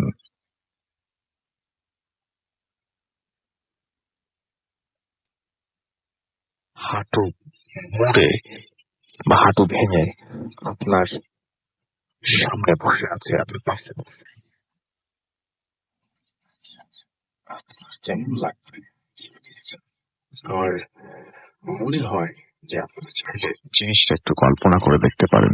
আমার কাছে আশিক চাঁপাইনবাবগঞ্জ থেকে SMS করেছেন এবং তিনি বলছে যে ইমেল গুলো হেভি হয়েছে, দিয়ে আমাদের লিখেছেন যে I am with my cousin, এবং তারা শুনছেন আমাদেরকে। শামীম সিলেট থেকে লিখেছেন এবং RJ হান্টের কথা তিনি বলেছেন। আমার মনে হয় যে এই সময় যদি আপনাকে আমি RJ হান্ট নিয়ে কথা বলি, আমি যদি এখন এই সমস্ত বিষয় নিয়ে ইনফরমেশন দিই, তাহলে বাকি সবাই বিরক্ত হবেন কিনা। শাওন খান আমাদের SMS করেছেন এবং আমাদেরকে বলছেন আমার ফ্রেন্ড সাবরিনা ICU তে আছে এবং ওর জন্য দোয়া করতে বলছেন। আমরা চাই যে সবাই আপনারা দোয়া করুন। জোনায়েদ হাসান জয় আমাদের সাথে আছেন। এছাড়া আমাদের সাথে আছেন রুমিন হাতির ঝিল থেকে, এবং আপনি 3 months এগেইন তিনি জয়েন করেছেন আমাদের সাথে। Thank you very much, welcome back, এবং আশা করছি আমাদের রেগুলার আপনাকে পেয়ে যাবো। SH ডালিম হাজারিবাগ থেকে আমাদের সঙ্গে আছেন। যশোর থেকে আমাদের সঙ্গে আছেন, যে তিনি যশোর থেকে আছেন, তিনি নাম লেখেননি, পড়তে পারলাম না। রিয়াদ খুলনা থেকে আমাদের সাথে আছেন। এছাড়াও হাসান খান বিশ্বনাথ থেকে সিলেট থেকে আমাদের সঙ্গে আছেন, এবং তিনি এবং তার চাচা শুনছেন। আমাদের সঙ্গে আছেন মালিহা খুলনা থেকে, এবং শিমুল উজ্জ্বল রাজশাহী থেকে, দুজন মিলে আমাদের সাথে আছেন। রকি এবং মিমো আমাদের সাথে আছেন। সেটা আমাদের সাথে রয়েছেন মেহেদি হাসান আমাদের সাথে আছেন দেখতে পাচ্ছি। এছাড়াও সাকিব ফার্মগেট থেকে তিনি শুনছেন। এছাড়া আমাদের সাথে আছেন দেখতে পাচ্ছি জেরিন, এবং তিনি ময়মনসিং থেকে শুনছেন। আমাদের সঙ্গে আছেন রিফাত ময়মনসিং থেকে। এছাড়াও খুলনা থেকে শিশির তাসনিম আমাদের সঙ্গে আছেন। আমাদের সাথে আছেন গোলাম রাব্বি মিডফোর্ড থেকে। এছাড়া আমাদের সাথে আছেন শিমুল উজ্জ্বল। অর্পিতা আমাদের সঙ্গে আছেন ওয়ারি থেকে। তশফিক আমাদের সঙ্গে আছেন রাজশাহী থেকে। এছাড়াও দেখতে পাচ্ছি হাসান আমাদের সাথে আছেন দেখতে পাচ্ছি। এছাড়াও জয় খুলনা থেকে। শাখওয়াত জিগাতলা থেকে আমাদের সঙ্গে আছেন। আমাদের সঙ্গে আছেন কাইয়ুম বিশ্বাস। এছাড়াও শিমুল আমাদের সঙ্গে আছেন। আমাদের সঙ্গে রয়েছেন আরো অনেকে। আপনি যদি থাকতে চান, বা আপনি যদি আমাদের সঙ্গে থাকতে চান বা আসতে চান, তাহলে যেটা করতে হবে, মোবাইলের মেসেজ অপশনে টাইপ করতে হবে ফুর্তি FORT ফুর্তি স্পেস আপনার নাম স্পেস আপনার মেসেজ পাঠিয়ে দিতে হবে 9840 নাম্বারে। যদি আমাদের ইমেল করতে চান, আমাদের ইমেল অ্যাড্রেস হচ্ছে bhutfm@radiofurti.fm, which is BHWTFM@radiofurti.fm। আপনার নাম, ঠিকানা এবং ফোন নাম্বার সহ আপনার জীবনে ঘটে যাওয়া বা আপনার জানা সেরা ঘটনা লিখে পাঠিয়ে দিন আমাদের কাছে। ঘটনার শুরুতে অবশ্যই উল্লেখ করুন যে ঘটনাটা আপনি স্টুডিওতে এসে শেয়ার করতে চান, নাকি আপনি চান আপনার ঘটনা আমরা পড়ে শোনাই। যারা দেশের বাইরে রয়েছেন তারা সরাসরি অডিও ক্লিপ পাঠিয়ে দিতে পারেন আমাদের কাছে। আমরা চলে যাব আমাদের পরবর্তী অতিথির কাছে। তবে তার আগে জানিয়ে দিই যে আপনারা আমাদের ফেসবুক পেজ অবশ্যই ভিজিট করবেন, www.facebook.com/radio.furti and www.facebook.com/bhutfm.russell। আমরা চলে যাব আমাদের প্রথম অতিথির পরের ঘটনাটিতে। জি, আসসালামু আলাইকুম, and I'm again আসসালাম। মোহাম্মদ শাহরুখ রহমান। আমি আমার বাসস্থান নিয়ে আরেকটা ইনসিডেন্ট নিয়ে আপনাদের সাথে শেয়ার করতে এসেছি। সো আমার, as I told before that, আমার বাসাটা একটু লাইক হন্টেড টাইপ। সো আমাদের ওই বাসাটা নিয়ে আবার বলছি যে আমাদের কোনো একটা লাইক আমার বাসাটাতে আমি অফেন রাত জাগি, বেশিরভাগ সময় রাত জাগা থাকে। সো এরকম হয় যে আমি এখন ওটা ধরতে পারিনি যে কোন টাইমটা, বাট পুরা বছরে কোনো এক আমাবস্যা রাতে এরকম শোনা যায়। আমাদের বাসাটা তো খুব পুরানো, সো পুরানো বাসার সিঁড়িগুলোতে আপনার লাইট খুব হালকা গ্রিল দিয়ে আপনার রেলিং দেওয়া হয় আপনার সিঁড়ির। সো পুরোনো সিঁড়ি যখন কেউ ধরে খুব দ্রুত নামতে থাকবে, আপনারা যারা জানেন তারা দেখতে পারবেন, আপনারা ফিল করতে পারবেন যে একটা ভাইব্রেশন, একটা আয়রনিক সাউন্ড হয়। সো একদিন আমি আমার ফ্রেন্ডের সাথে ফোনে কথা বলছিলাম রাতের দিকে, and that moment like আমাদের বাসাটা হচ্ছে 2 ইউনিটে, আর আমার সামনের রুমটা হচ্ছে আপনার ঠিক সিঁড়ির যেই স্পেসটা থাকে ওইটার সাথে লাইক জাস্ট একটা দেয়ালের জন্য মনে করেন পুরো একটা আলাদা হয়ে গেছে। সো যে আমি কথা বলতে থাকি, অল অফ আ সাডেন দেখি যে আমি শুনতে পারি যে 5তলা বিল্ডিং পুরাটা সিঁড়ি, মানে এক পায়ে পায়েল পরে, মানে পায়েল তো না, সরি, নুপুর পরে কিছু একটা খুব দ্রুত, মানে একটা স্বাভাবিক মানুষের স্পিডের থেকেও খুব বেশি দ্রুত আপনার 5তলা থেকে নিচে নামতেছে আর নিচ থেকে 5তলা উঠতেছে। এটা র্যাপিড হচ্ছে, 2-3 মিনিট টানা হলো। এন্ড আমি সাহস করতে পারছিলাম না যে আমি গেটটা খুলে দেখবো। এন্ড লাইক বোঝা যাচ্ছিল যে সে গ্রিল ধরেই হাঁটতেছেন, মানে খুব দ্রুত ভাবে মুভ করতেছেন। এন্ড আপনার আপনার এক পায়ের পায়েল নুপুর ছিল। আর আমাদের বাসার আরেকটা জিনিস, আমাদের বাসার সামনে যে রাস্তাটা, একদিন আমার একটা ফ্রেন্ড আমাকে হঠাৎ করে বলে যে আশাদ, তুই কি কোনো সময় শুনছিস যে আম, একটা ঘোড়ার গাড়ি যাচ্ছে মাঝরাতে, ঘোড়ার গাড়ি যেটাতে আপনার ঘোড়ার যে খুরের শব্দ আর হচ্ছে ঘোড়ার যে গাড়ির যে চাকার শব্দ, এই চাকার শব্দটা শোনা যায়, বাট আজ পর্যন্ত এটা কেউ দেখেনি রাসেল ভাই। আর লিটারালি লাইক আমিও এটা একবার শুনছিলাম, বাট আমি এটা হ্যালুসিনেশনও হতে পারে দেখে আমি এখন ওটার উপরে এরকম একটা মাথা ঘামাইনি। আর এইটুকুই। Thank you very much. আমরা আমাদের পরবর্তী আবারও আপনার কাছে আসবো এবং আপনার যে ঘটনাটা আছে, আপনি বলছিলেন যে অ্যাম্বুলেন্স নিয়ে, সেই ঘটনাটা আমি একটু শুনে ফেলি। নামটা একটু বলবেন আরেকবার? থ্যাংক ইউ রাসেল ভাই। আমি শুভ, আমি জি। এসেছি উত্তরা 10 নম্বর থেকে। সো আমি আপনাকে ধন্যবাদ আরেকবার আমাকে বলার সুযোগ দেওয়ার জন্য। সো আমি ঘটনায় চলে যাচ্ছি। ঘটনাটা হচ্ছে, আমার যে দুলা ভাই আছে তার এক বন্ধু, সে মানে প্রথম ড্রাইভিং শিখে। ড্রাইভিং শিখে তখন সে রাস্তায় নতুন একটা প্রাইভেট কার ভাড়ায় চালায়। সো একদিন সে একটা টিপ পায়, যশোরে একটা টিপ পায়। সকাল 8টার দিকে ফোন আসে তার কাছে, তো সে 9:30টায় রওনা দেয়। তো তার খুবই উৎসাহ, সে প্রথম টিপ, ফার্স্ট টিপ তার। আর সে কখনো যশোরের দিকে যায় নাই। তো তার বাড়ি ময়মনসিং এর দিকে। তিনি যশোরের দিকে রওনা দেয় 9:30টার দিকে। তো সেখানে যায় পৌঁছাতে প্রায় 4:30 কি 4:30টার দিকে যায় পৌঁছায় ওইখানে। তো ওইখানে পৌঁছানোর পরে তিনি ওইখান থেকে খাওয়া দাওয়া করে, যাত্রী নামাইতে খাওয়া দাওয়া করে আর কি আবার ব্যাক করে ঢাকার দিকে 5টার দিকে রওনা দেয়। তো সে চিন্তা করে যে আমি খালি গাড়ি নিয়ে গেলে হয়তো খুবই হবে, তো আমি কিছু যাত্রী পাবো রাস্তায়। তো তিনি গাড়িটা নিয়ে আসতে থাকে।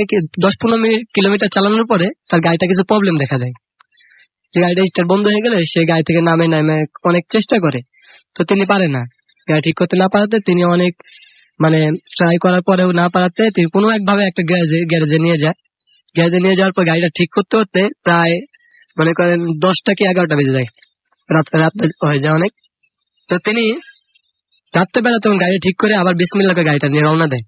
তো তিনি গাড়িটা এত স্লোলি চালাচ্ছিল যে তার চিন্তা ছিল যে যেহেতু এই রোডে সে নতুন, আর রোড সম্পর্কে তার অনেক ড্রাইভার কিন্তু অনেক ধরনের অনেক কথা শুনে। আমি রাসেল ভাই একটা কথা বলে রাখি এখানে, যারা এই মুহূর্তে, যেসব লোক এই মুহূর্তে কিন্তু গাড়ি চালাচ্ছে, ভিতরে এফএম শুনছে, আমাদের এই ঘটনাগুলো শুনছে, তারা হয়তো এই রোড সম্পর্কে অনেক কিছু জানে। আর যারা মানিকগঞ্জ রোডে যায় তারা এটা তো অ্যাবসলিউট এটা জানে, এরকম জিনিস অনেকে দেখেছে। তো আমি ঘটনায় বলে যাচ্ছি। তো তিনি চলে চাচ্ছে যে রাস্তা থেকে যাত্রী পাই আমার যাওয়াটা সহজ হয়ে যাবে, মানে একাকিত্ব গেলে কিন্তু কারো ভালো লাগে না। এই জন্য সে আস্তে আস্তে আস্তে তো তিনি মানে ফেরি পার হয়ে এই পার আসে পরে ঠিক রাস্তা 2:40 কি 3টার দিকে এই পার আসে। তো ওই পার আসার পর মানিকগঞ্জ রোডে যখন উঠে, সে তখন দেখে যখন যাত্রী না পাইছে সে এবার গাড়ির স্পিড বাড়ায় দেয়। তো কিছুদূর যাওয়ার পর সে যখন মানিকগঞ্জ হাইওয়েতে, তখন সে দেখতে পায় যে কেউ গাড়ির সিগন্যাল দিচ্ছে হাত বাড়িয়ে। তো সে আল্লাহর কাছে খুবই শুকরিয়া আদায় করলো যে আল্লাহ, রাস্তায় মানে এতক্ষণ ট্রাই করার পর একটা যাত্রী পাইছি। তো তিনি গাড়িটা যায় তার কাছে স্লো করতে, ব্রেক করতেই দেখে একটা মেয়ে, কম বয়সী একটা মেয়েটার বয়স আনুমানিক তার বাসায় যে 20 কি 25 হবে। সে বলতেছে যে, সে বলার আগে যে সে তো বলবে যে কোথায় যাবেন, সে বলতেছে যে ভাই আমাকে একটু নবীনগর ড্রপ করে দিবেন।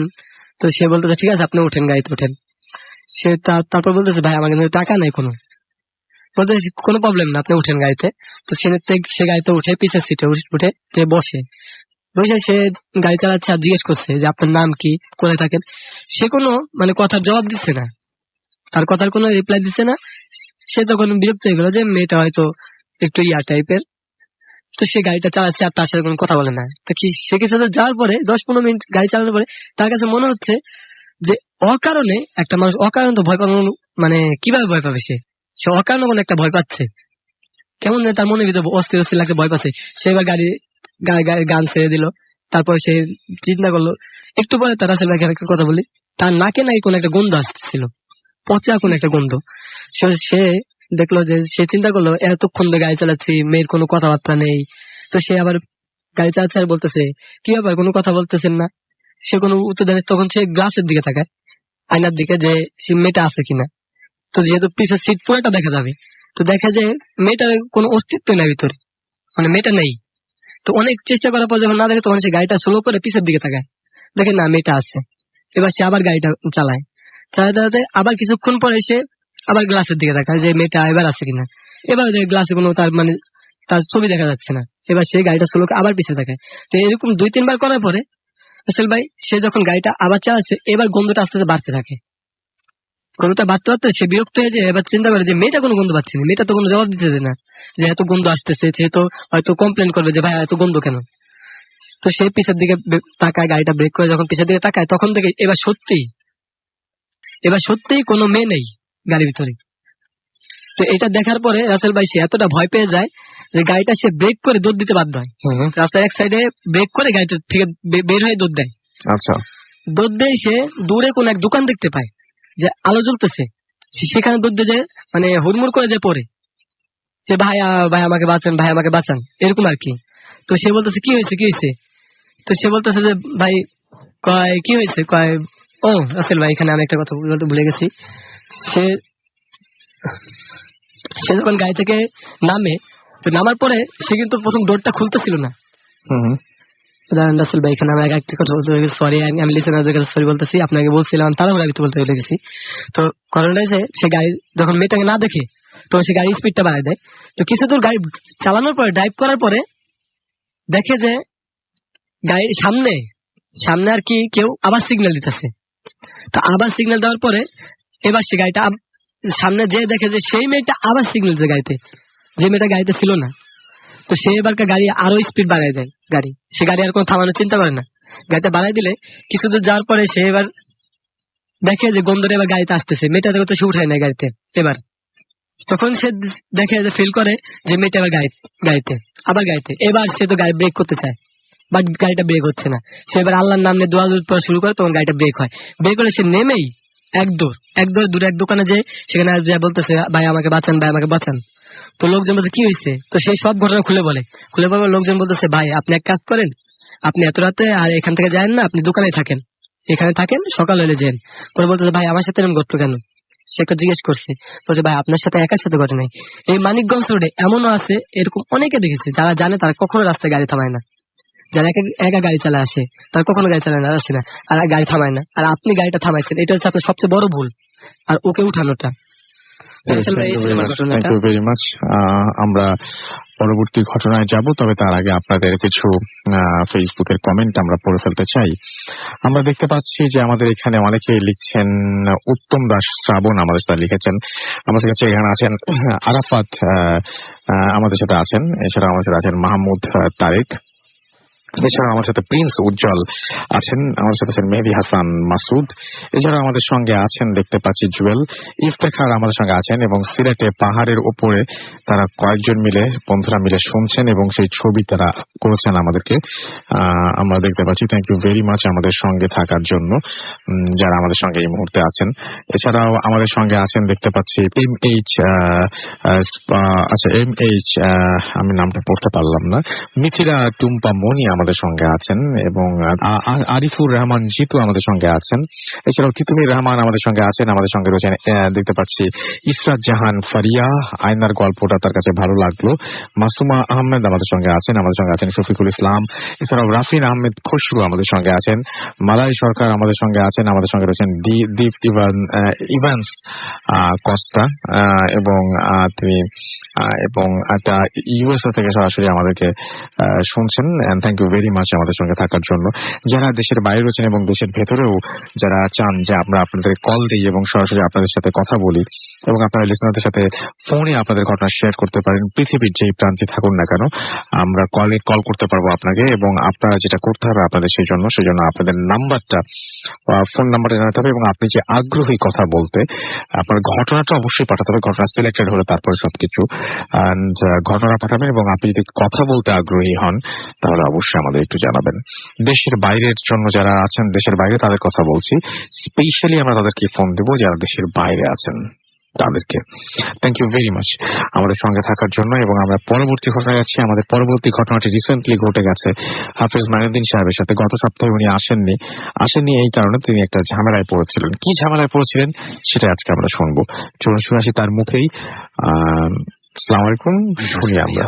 আমি গত সপ্তাহে আসতে পারিনি, কারণ একটা খুব বিপদে পড়ে গেছিলাম। সেটা আমাদের আজিমপুর এলাকারই কবরস্থানে।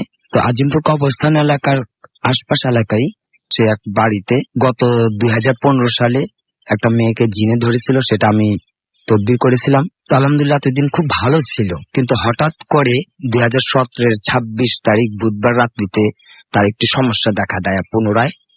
তো রাত্রিবেলা ঘুমানোর সময়তেই তার খুব সমস্যা, হঠাৎ মাথা ধরা, পেট ব্যথা, নানান সমস্যা, এবং এমনকি তার বাবা মার ভাইয়ার সাথে দুর্ব্যবহার করতেছিল, এবং ও যে সবাইকে আঘাত করতেছিল।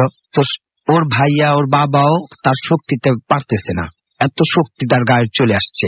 ওর মাস তখন বুঝে গেছে হয়তো পুনরায় আবার পূর্বের কোন ওই যে জিনটা ছিল সেটা হয়তো আবার তাকে ধরা হয়েছে বা ক্ষতিগ্রস্ত। তো সেই রাত্রিতে আমাকে ফোন করা হয়েছিল। তো আমি বলছি আগামীকাল আসবো, আজকে তো এখন তো আসতে পারবো না, সমস্যা।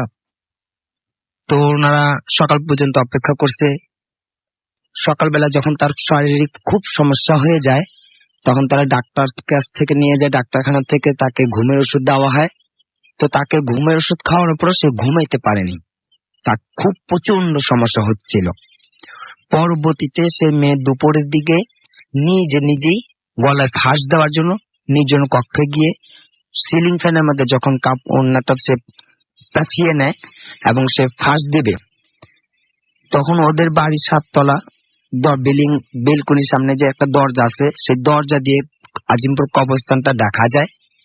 তো ফাঁস দেওয়ার জন্য প্রস্তুত, কিন্তু অথচ সে কবরস্থানের দিকে যখন দৃষ্টিটা চলে গেল, কিছুক্ষণের মধ্যে সে দেখতে পেয়েছে যে ওর কাছে মনে হলো যে আজিমপুর কবরস্থান থেকেই যে কোনো তার কাছে খুব সামনাসামনি এসে একজন ডান কানে আর একজন বাম কানে, দুজন দূর কানের মধ্যে তাকে ফু দিয়ে দিল। এই ফু দেওয়ার সাথে সাথে ও চিৎকার দিয়ে নিচে পড়ে গেছে এবং খুব আঘাত পাইছে, এবং সাথে সাথে তার ভীষণ জ্বর। তোর বাবা মামাকে ওকে যখন ঘুম পাড়ে দিল, বিছানা নিয়ে গেল, এবং সাথে সাথে আমাকে ফোন করলো যে এই এক্ষুনি আসতে হবে, কারণ ওর অবস্থা খুব খারাপ, আপনার চলে আসুন। তো আমি সেইখানে যাই।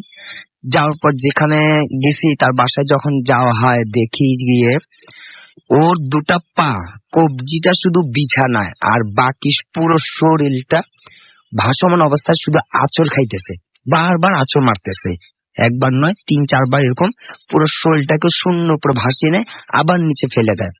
তো এরকম আবার আশ্রাইতেছে। তো আমি বললাম ঠিক আছে আপনারা সরে দাঁড়ান, আমি দেখতেছি। তখন আমি কোরআন থেকে তেলাওয়াত করে যখন একটা ফু দিয়ে দেই, তখন সে অজ্ঞান হয়ে পড়ে। কিন্তু যখন সে অজ্ঞান হয়, নিজের হাত দিয়ে তার কপালের মধ্যে এমন ভাবে আঁচড় মারে, গায়ের মধ্যে যে এমন ভাবে আঁচড় মারতেছে, সাথে সাথে সেইগুলো চিরে চিরে রক্ত বের হইতেছে, খুব আঁচড়ের দাগ, রক্ত বের হইতেছে।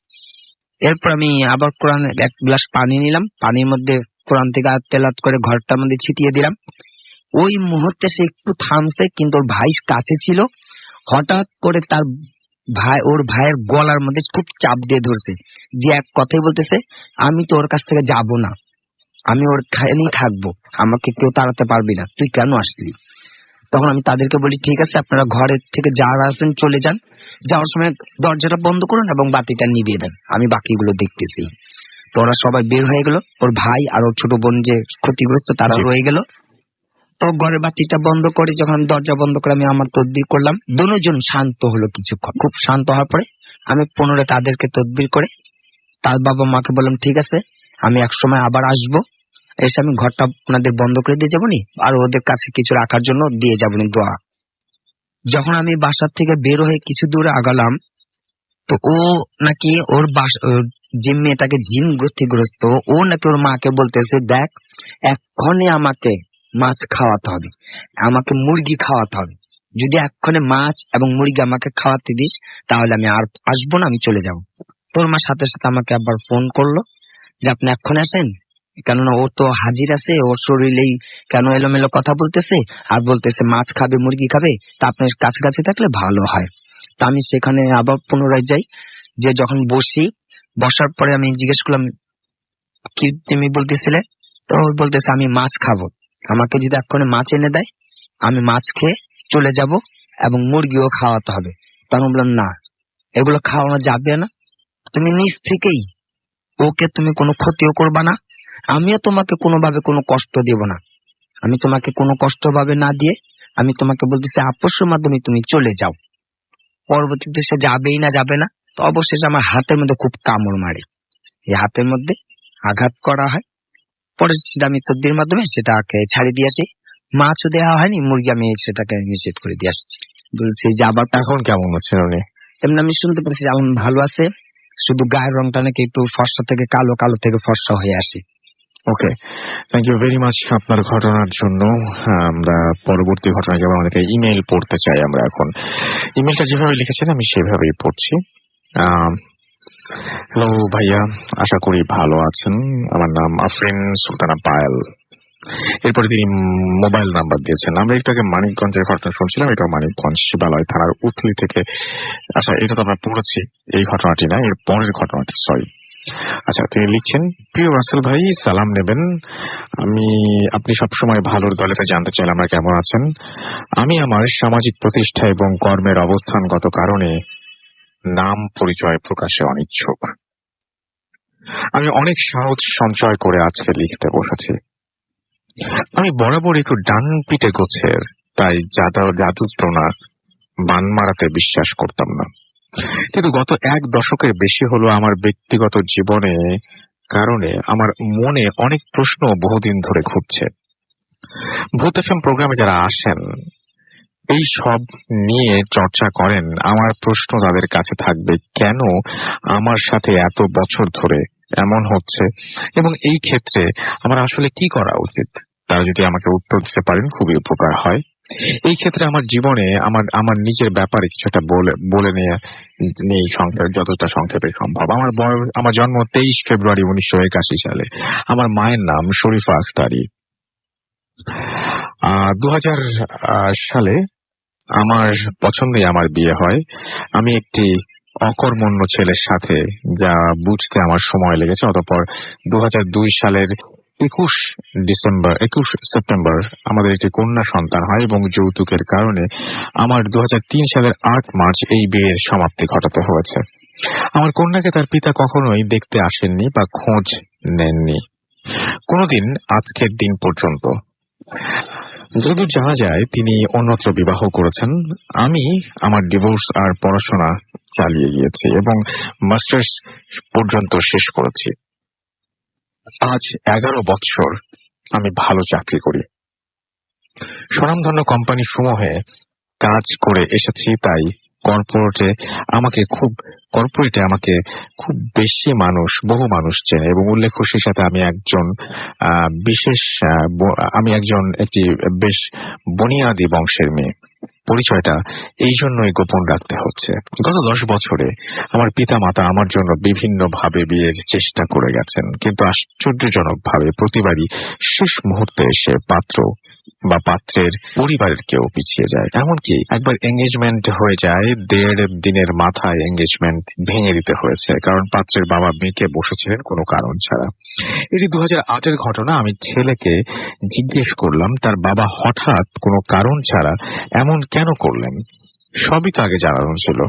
উত্তরে পাত্র জানালো, আমি মাহিদুল্লাহকে বলবো যে আপনি শুনেন। উত্তরে পাত্র জানালো তার বাবা নাকি কোন হুজুরকে দিয়ে আমার পরিচয় এবং ছবি দেখানোর পর বলেছে আমি নাকি তার ছেলেকে জাদু করেছি এবং সেই হুজুর নাকি কোনো এক কবর থেকে আমার পুঁতে রাখা তার ছেলেকে বশ করার তাবিজ বের করে দিয়েছে। আমি হতভম্ব হয়েছি। এই জামানায় ঢাকা শহরে এই ধরনের উদ্ভট মিথ্যা শুনে। এর আগেও বছর 2 আগে একজনের সাথে বিয়ের কথা পাকাপাকি, কিন্তু হঠাৎ আমার বাবাকে কেউ ভুল সংবাদ দেয় পাত্রের ব্যাপারে, তাতে বাবা সেই প্রপোজাল নাকচ করে দেন। পরে জানতে পারি সেটা ভুল সংবাদ ছিল। আমি ভেবেছিলাম সম্ভবত আমার কাছের কোনো আত্মীয় স্বজনের এই কাজ হবে। তাই 2009 সালে আরেকবার যখন সব ঠিক হলো, আমার পরিবারের বাইরে কাউকে জানানো হলো না।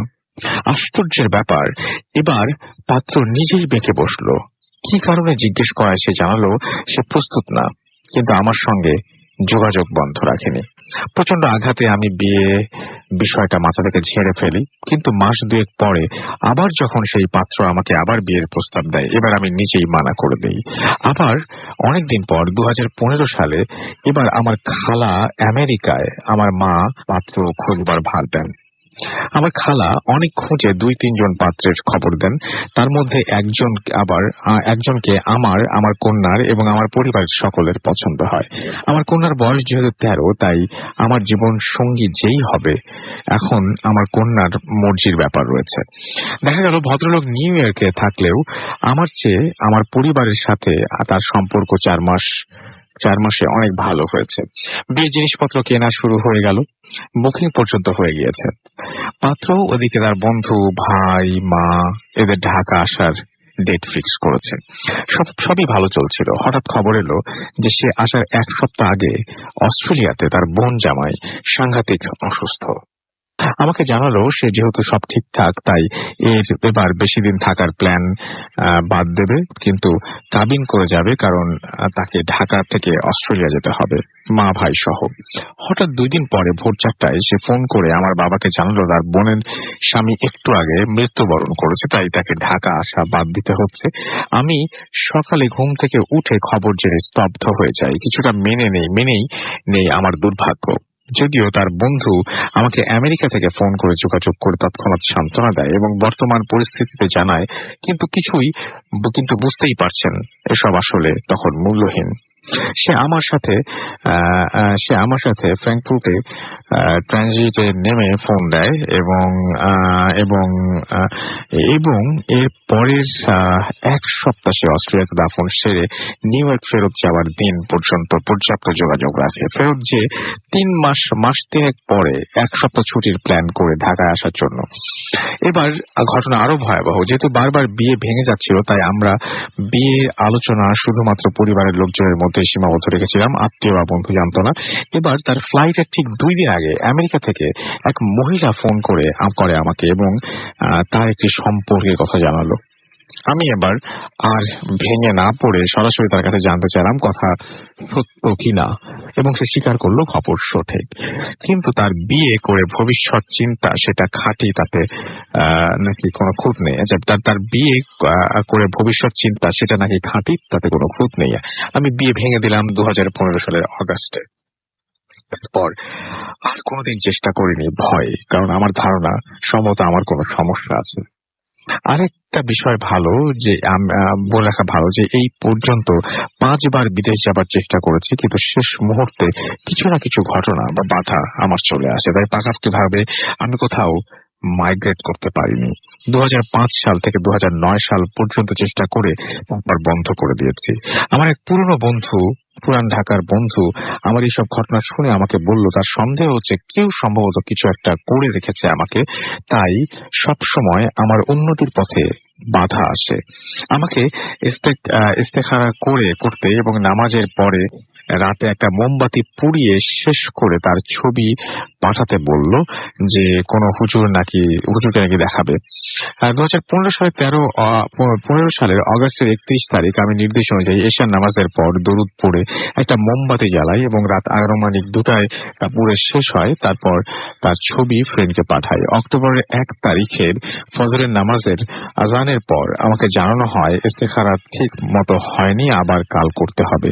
আমি ওই দিন সকালে উঠে প্রতিদিনের মতো রেডি হয়ে অফিসে যাই। দুপুর 3টায় আমার পেটে প্রচন্ড ব্যথা শুরু হয় আর আমাকে ইমার্জেন্সিতে ভর্তি করা হয়। 11টায় হাই পাওয়ারের পেইন কিলার ভেইনে দেওয়ার পর আমার অবস্থা ফেরে, তার আগে পর্যন্ত আমি গলা কাটা জানোয়ারের মতো ছটফট করছিলাম। সব রকম ডায়াগনোসিস করার পর কিছুই পাওয়া যায়নি। 3 বার আল্ট্রাসোনোগ্রাফি করেও কিছু পায়নি ডাক্তার। অতঃপর বাসায় আসলাম 2 দিন পর। এটা একটা স্বাভাবিক দুর্ঘটনা ধরলাম। এরপর ইস্তেখারায় বসলাম এবং ছবির জবাব এবার এলো। সে খুব কাছের কেউ, অনেকদিন ধরে সম্ভবত কোনো তান্ত্রিকের মাধ্যমে আমার জীবনের ব্যক্তিগত দিকে আমাকে মেরে রেখেছে, তাই কিছু কাজে আমি এগোতে পারছি না। কিন্তু কে করেছে এবং কিভাবে এসব বছরের পর বছর করছে সেটা জানতে আরো কিছু নিয়ম পালন করতে হবে। ওই দিন সকালে আমি আবার অসুস্থ হলাম এবং আমাকে ডাক্তারের কাছে নিয়ে যাওয়া হলো। এবার আমি ভয় পেয়ে গেলাম এবং আমার বন্ধুকে জানার চেষ্টা করলাম অসুস্থ হওয়া আমার পক্ষে সম্ভব না, কারণ আমার চাকরি আছে। আমার প্রশ্ন আসলে, আমার এই অবস্থা কি আসলে কোনো ব্ল্যাক ম্যাজিকের কারণে, নাকি এটি দুর্ভাগ্য? অবশ্যই আমি আমার জীবনের উন্নতি চাই। যদি চাই, তাই ব্ল্যাক ম্যাজিক যদি হয়ে থাকে তাহলে দয়া করে আমাকে জানাবেন কি করা উচিত। আমি শুনেছি পানি পড়া দিলে নাকি এসবের প্রভাব নষ্ট হয়ে যায়, কিন্তু মাইগ্রেশনের চেষ্টাও বারবার বিফলে যাচ্ছে। কিন্তু আমার আবারও চেষ্টা করছি। এই ক্ষেত্রে আমার কিছু করণীয় থাকলে দয়া করেছেন জানাবেন। এরপর তিনি নাম দিয়েছেন, যে নামটা আমাকে বলতে মানা করেছেন, সুতরাং আমি বলছি না। আমি একটা ছোট্ট বিরতি যাবো, বিরতির পর আবারও ফিরে আসবো, দেখি এর মধ্যে আমরা কোনো সমাধান পাই কিনা। ফিরে আসবো এবং তারপরে নতুন ঘটনা রয়েছে, সেই নতুনত্ব থেকে আমরা নিয়ে আসবো। স্টে টিউনড ফর রেডিও ফুর্তি এন্ড ডোন্ট স্টপ ফুর্তি। Bhoot FM. Tonight comes alive with Gramophone.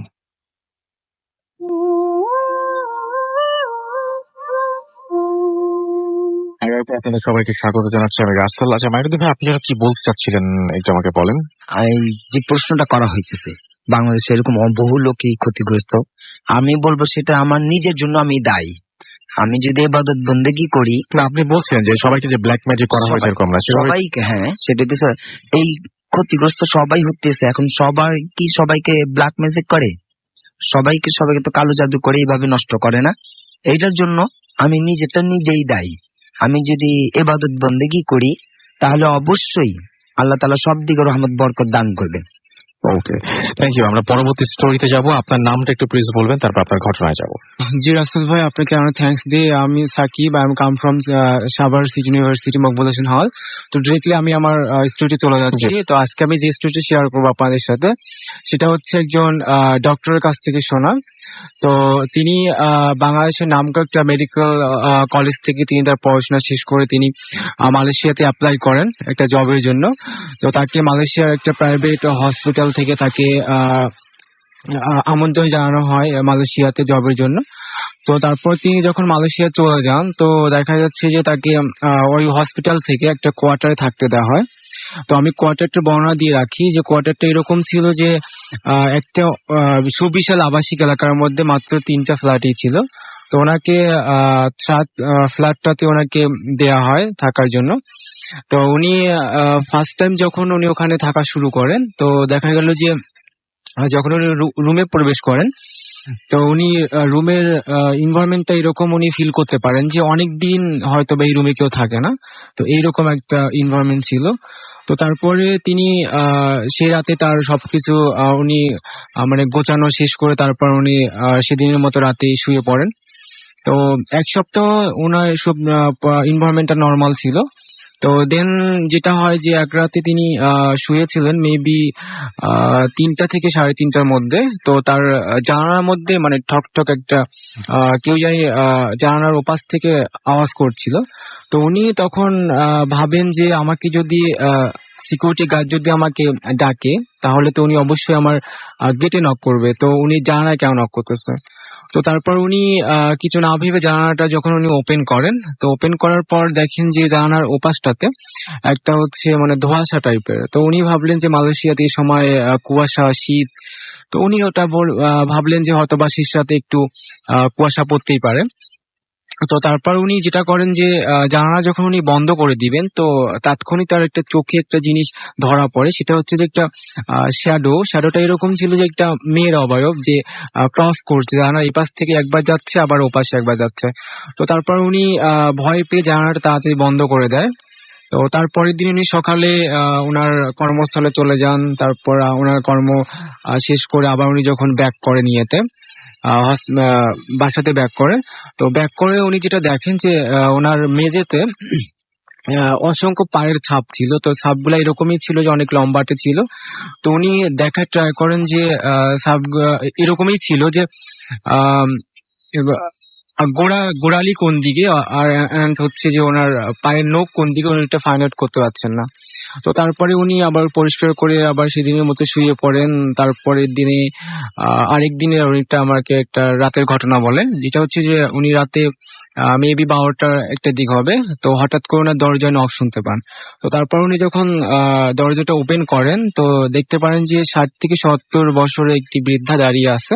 তো তারপর ওনাকে রিকোয়েস্ট করেন যে আমাকে এক গ্লাস পানি দেওয়ার জন্য। তারপর উনি বললেন ঠিক আছে আপনি এখানে দাঁড়ান, আমি পানি নিয়ে আসতেছি। তারপর উনি যখন বেসিনে যান পানি নিয়ে আসার জন্য, তো তারপর উনি দেখা যায় যে 1 মিনিটেরও কম সময় উনি ওখানে পানি নেওয়ার জন্য উনি ব্যয় করেন। তারপর যখন উনি চলে আসেন, তো চলে এসে দেখেন যে বৃদ্ধাটা ওখানে নাই। তো না থাকায় উনি আবার গেটে চলে যান, সিকিউরিটির কাছে ওনাকে বলেন যে এখন একটু আগে একটা বৃদ্ধা আসছিল, তো উনি কোথায় গেল। তো সিকিউরিটি যেটা ওনাকে ইনফর্ম করে যে কোনো বৃদ্ধা এখানে আসেনি, তো আপনি হয়তো বা আপনার হ্যালুসিনেশন হয়েছে। তো তারপর উনি মিলাতে পারছেন না যে একটা মানুষকে আমি দেখলাম যে সে আমার সামনে আসলো, পানির জন্য রিকোয়েস্ট করলো, অলমোস্ট আমি 1 মিনিট এক্সপ্লেন করছি পানিটা নিয়ে আসার জন্য, তো এত দ্রুত উনি যাবে কোথায়। তো তারপরে সেদিন রাতে উনি ঘুমিয়ে পড়ে। তো সকালে উনি আবার চলে যান হসপিটালে। তো এখন যে ঘটনাটা উনি আমাকে বলেন যে এটা আমার শোনা একটা সবচেয়ে হরেবল একটা স্টোরি, যে আমি কখনো এই ধরনের ঘটনা শুনি রাসেল ভাই। সেটা হচ্ছে যে উনি যে একাই যে রুমটায় থাকতেন, তো পাশের রুমগুলা কেউ তখনও শিফট করেনি।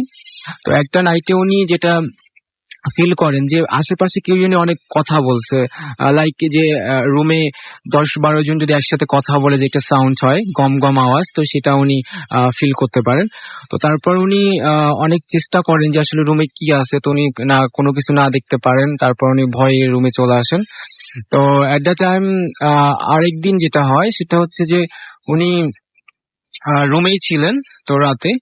তো তারপর ওনার রুমে অসংখ্য আওয়াজ শুনতে পাচ্ছেন, যে দরজার মধ্যে কেউ টোকা দিচ্ছে অসংখ্য, যে তাকে ডাকতেছে যে বাইরে আসো বা দরজাটা ওপেন করো, এরকম। তো উনি একটু দরজার ফাঁক দিয়ে যেটা দেখতে পান সেটা হচ্ছে যে অনেকগুলো শ্যাডো টাইপের অবয়ব যে দৌড়াদৌড়ি করতেছে, একে অপরের সাথে খেলছে, তো এই টাইপের ছিল। তো উনি তখন যেটা অনেক ভয় পান। তো তারপর সিকিউরিটি গার্ডকে উনি ফোন দিয়ে ট্রাই করেন, বাট ফোনটা উনি রিসিভও করেন। তো দেখা যাচ্ছে যে ওনার কথা কেউ শুনতে পাচ্ছে না, বাট উনি ওপাশ থেকে যে সিকিউরিটি গার্ড হ্যালো হ্যালো বলছে সেটা উনি শুনতে পাচ্ছেন।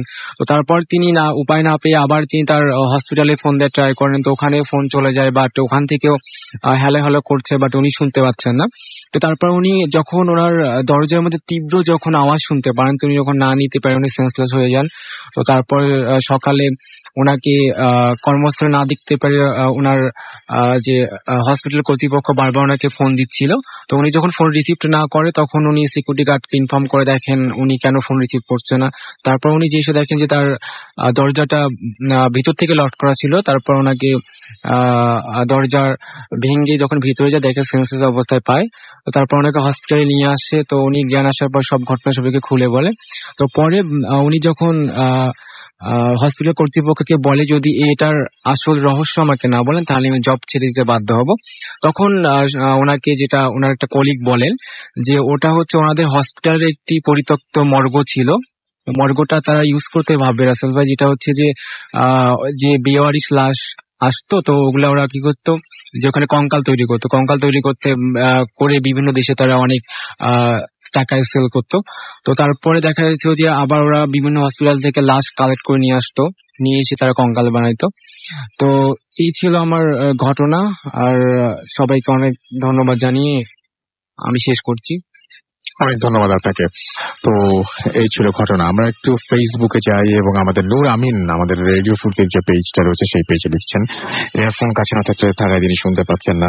আমাদের সঙ্গে আছেন দেখতে পাচ্ছি মধু সঞ্চিতা, এবং আমাদের সঙ্গে আছেন দেখতে পাচ্ছি মধু সঞ্চিতা, আমাদের সঙ্গে আছেন দেখতে পাচ্ছি MH শুভ, এছাড়াও সারবাদ আমাদের সঙ্গে আছেন দেখতে পাচ্ছি আদর্শ জীবন, আমাদের সাথে আছেন দেখতে পাচ্ছি মিশুদেব, এছাড়াও শাহজাদা শাহিন আমাদের সঙ্গে আছেন টাঙ্গাইল থেকে, এবং আমাদের সঙ্গে দেখতে পাচ্ছি এছাড়াও আছেন ফারুক হোসেন, আমাদের সঙ্গে আছেন দেখতে পাচ্ছি রাসেল হোসেন, ইঞ্জিনিয়ার SK ফরিদ আমাদের সঙ্গে আছেন MD আতাউর রহমান, এছাড়াও গাজীপুর থেকে আমাদের সাথে আছেন সোহাগ, এছাড়াও আফসানা মিমি আমাদের সঙ্গে আছেন, এবং আমাদের সঙ্গে আছেন মৌ রহমান, নাইস স্টোরি তিনি লিখেছেন। অমিত আবু বিন আনু আমাদের সঙ্গে আছেন, এবং আমাদের সঙ্গে আছেন দেখতে পাচ্ছি এছাড়াও নূর সিদ্দিক, এছাড়াও আছেন আমাদের সঙ্গে আরজে জাকির হোসেন, বরিশাল থেকে শুনছেন তিনি।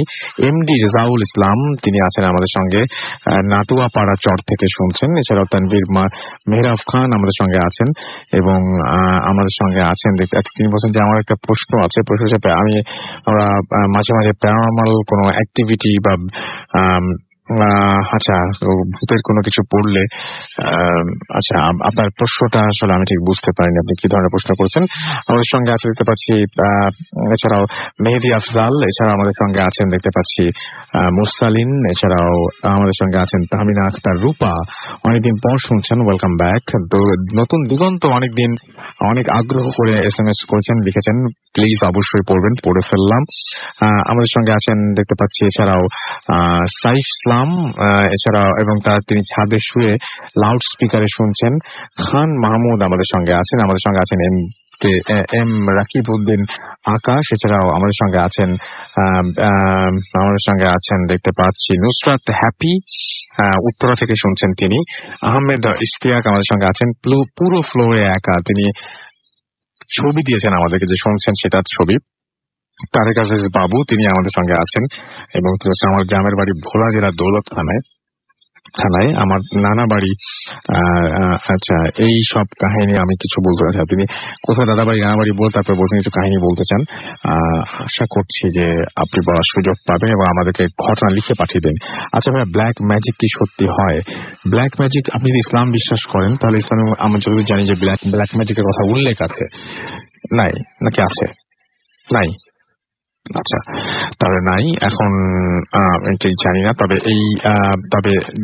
জিনিসটা হচ্ছে যে জিন তো আছে, আর জিন দ্বারা মনে হয় ব্ল্যাক ম্যাজিক করানো যায়, এরকম কোনো ব্যাপার থাকতে পারে। তারপরেও যারা বেশি জানেন আমার চাইলে তারা ভালো বলতে পারবেন এই ব্যাপারটা। এখন ব্ল্যাক ম্যাজিক সত্যি হয় কিনা এইটা যদি আমাকে জিজ্ঞেস করেন তাহলে বলবো যে অনেকে ক্ষতিগ্রস্ত হন, তো এটুকু জানি, কিন্তু ব্ল্যাক ম্যাজিকের দ্বারা অনেকে ক্ষতিগ্রস্ত হন।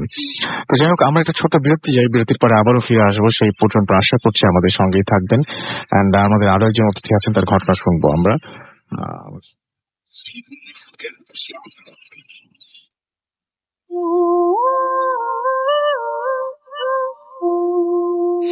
Yes, the night comes alive with গ্রামীণ ফোন। শুনছেন সবসময় FM। আমি রাসেল আছি এবং আমার সাথে রয়েছে মাসুম এবং আজকে অতিথিরা। আপনাদের সবাইকে আরো একবার স্বাগত জানাচ্ছি।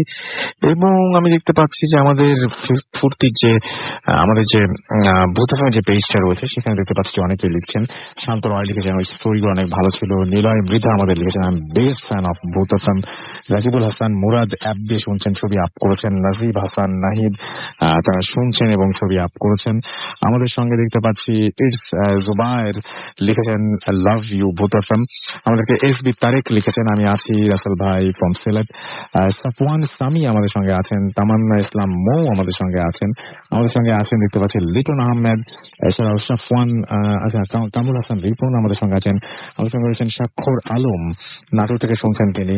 এছাড়াও এমডি মুসাদ আমাদের সঙ্গে আছেন। আমাদের সঙ্গে রয়েছে দেখতে পাচ্ছি বাপ্পি হোসেন, এছাড়া আমাদের সঙ্গে আছেন দেখতে পাচ্ছি এমডি নীরব হোসেন, এমডি মুনিম হাওলাদার, এমডি শাহজাহান মোল্লা, এমডি নাওশাদ, এছাড়া আমাদের সঙ্গে আছেন দেখতে পাচ্ছি ফাহাদ হোসেন, হৃদয় খান, হৃদয় পারভেজ, অভি, মনিকা পারভিন, প্রিয়া সহ আরো অনেকে। তো যারা আমাদের সঙ্গে আছেন, থ্যাংক ইউ ভেরি মাচ। আমরা চলে যাবো আমাদের শেষ স্টোরিতে, আমাদের শেষ গেস্টের কাছে। আপনার নামটা প্লিজ একটু বলবেন, এবং আপনি পুরান ঢাকা থেকে এসেছেন সেটা আমরা জানি, এবং পুরান ঢাকার কিছু স্টোরি, যে স্টোরিগুলো হয়তো অনেকদিন আগে আমি একবার শুনেছিলাম, আপনারা যারা নতুন জয়েন করেছেন তারা অনেক মজা পাবেন। বেশ কিছু ফ্যাক্ট ঢাকার। চলুন শুনেছি সবার আগে নাম। আসসালামু আলাইকুম লিসেনার্স, আমি মোহাম্মদ শিবলি আহমেদ, পুরান ঢাকার মিলওয়ারেক আলমগঞ্জ থেকে বলছি। তো আমি আজকে যে ঘটনাগুলো শেয়ার করব সেটা আমার এলাকার গলির পার্টিকুলার একটা স্থানের বিভিন্ন ইনসিডেন্ট ঘটছে, সেগুলো নিয়ে ছোট ছোট কিছু ঘটনা।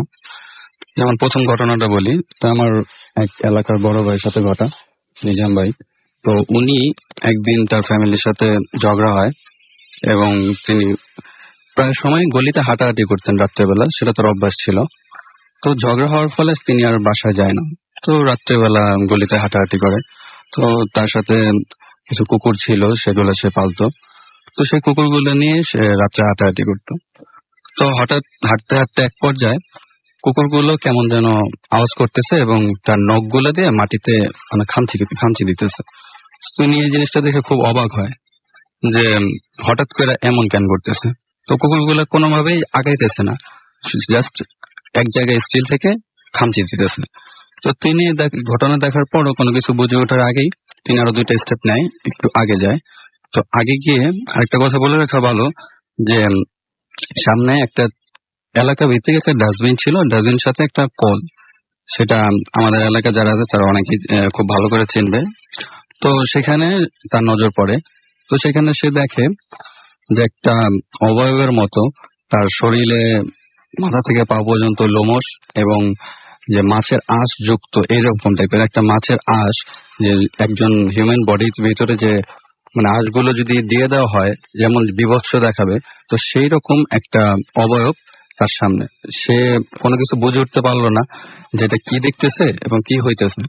তো তিনি স্টান্ড হয়ে দাঁড়ায় আছে এবং দেখতেছে, এবং সে দেখলো তখন সে অবয়বটা ডাস্টবিন থেকে মানে ময়লা নিচের থেকে উপরে তুলতেছে, উপর থেকে মানে মেশানোর মতো একটা কিছু করতেছে এবং মাঝে মাঝে তাতে কি যেন বের করে খাইতেছে। তো এই জিনিসগুলো দেখে সে অনেক ভয় পেয়ে যায়। তো সাথে সাথে সে দৌড় দেয় এবং দৌড় দেওয়ার এক পর্যায়ে কুকুরগুলো তার সাথে দৌড় দেয় এবং কুকুরগুলো তার ক্রস করে আগে চলে যায়। তো যখন কুকুরগুলো আগে চলে যায় সে খুব বেশি ভয় পেয়ে যায়, আর সে ফিল করতে থাকে তার পিছনে হয়তো বা কোন একটা এনার্জি দৌড়াইতেছে এবং তারে হয়তো এক্ষুনি এই মুহূর্তে তাকে ধরে ফেলবে। তো এরকম তারপরে সে কোনোভাবে দৌড়ে বাসায় যায়। অনেক গেটের বাইরের পর গেট খোলা হয় এবং সে অসুস্থ হয়ে পড়ে। তো এই একটা ঘটনা। আর এই একই প্লেসের আরেকটা ইনসিডেন্ট, সেটা আমার আরেক বড় ভাইয়ের সাথে ঘটা, রাজীব ভাইয়ের সাথে। তো উনি রাত্রেবেলা প্রায় 2টা-3টার দিকে কাছ থেকে ফিরতো প্রায় সময়। তো উনি একদিন আসার সময় ওই ডাস্টবিনের পাশে যে কলের কথাটা উল্লেখ করছিলাম, তো ওইখানে দূর থেকেই দেখে যে ওইখান থেকে মানে পানি পড়ার শব্দ, পানি পড়তেছে এরকম। আর ডাস্টবিনটার পাশে যেহেতু কল, তো ডাস্টবিনটার জন্য সম্পূর্ণ দেখা যেতেছে না যে কে গোসল করতেছে। তো উনি দূর থেকেই দেখতেছে যে কেউ একজন গোসল করতেছে। তো তিনি ভাবছে হয়তেও পারে গাড়িটারি কোনো লেবার টেবার হইতে পারে যে রাত্রেবেলা গোসল করতেছে, গাড়িটারি নিয়ে বের হইব। তো তিনি আস্তে আস্তে আগাইতে থাকে। আগানোর ফলে যখন ডাস্টবিনের কাছাকাছি চলে আসে, তো তার কাপড়ে কিছু পানির ছিটা লাগে। তো সে একটু বিরক্ত হয়, 2 স্টেপ আগে চলে যায়। তারপর সে বিরক্ত হয় যে গোসল করতেছে ঠিক আছে, এই জন্য কি মানুষজন কিভাবে ভিজাই দেওয়াটা ঠিক। তো সে পিছনে তাকায় দেখার জন্য বা তাকে কিছু বলার জন্য, যেভাবে কেন সে ভিজাই দিল, এভাবে কেন গোসল করতেছে। তো বিষয় দেখার পর সে অবাক হয়ে গেল যে পানি ঠিকই পড়তেছে, অজরে পানি পড়তেছে। একজন মানুষ যেভাবে গোসল করলে উপর থেকে যেভাবে পানি বর্ষায় সেভাবেই সেম টু সেম হইতেছে, বাট সেখানে কেউ নেই। তো তিনি মারাত্মক রকম ভয় পেয়ে যায়। সে সেখান থেকে তাৎক্ষণিক চলে যায়, এখানে আর এক মুহূর্তে থাকে না।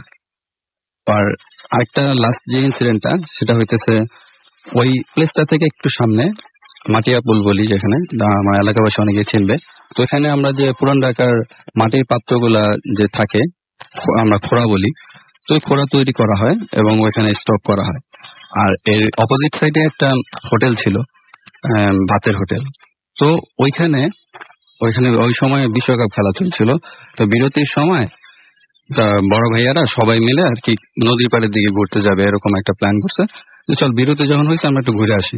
তো হঠাৎ যাওয়ার পর দেখলো যে ওই মাটিয়া পোলের ওইখানে অটোমেটিকলি ভাসমান অবস্থায় ওই খোড়াগুলা উড়ে এপাশের খোড়াগুলা ওই পাশে যেতেছে, আর ওই হোটেলের মগ তারপরে বাসন কোসন যেগুলো আছে সেগুলো ওইখান থেকে এখানে মানে পালা বদল হইতেছে, সব ভাসমান অবস্থায় শূন্যে ভাসতেছে। মানে মনে হইতেছে যে কেউ এখান থেকে ওখানে ছুড়ে ফেলতেছে, আর ওইখান থেকে এখানে আবার ওই আসবাবপত্র গুলা জগ গুলা এখানে ছুড়ে ফেলতেছে। তো এই জিনিসটা দেখে সবাই খুবই অবাক হয় এবং প্রথম অবস্থায় তারা কিছুক্ষণ তাকায় দেখতে থাকে যে আসলে এক্স্যাক্টলি কি ঘটতেছে। তো পরবর্তীতে তারা আর কি এই জিনিসটা দেখার পরে ওখান থেকে চলে আসে। Thank you very much, thank you very much. আমাদের সাথে ফাহিম আছেন আমাদের সঙ্গে এবং তিনি লিখেছেন হ্যালো ভাইয়া। পাবনা থেকে শুনছি আশিক আব চৌধুরী আমাদের সাথে, চাঁপাইনবাবগঞ্জ থেকে আছেন আমাদের সঙ্গে, আছেন আলামিন টঙ্গী থেকে, মিশু যশোর থেকে আমাদের সঙ্গে আছেন, নোমান তালহা আমাদের সঙ্গে আছেন, আমাদের সঙ্গে রয়েছেন রুম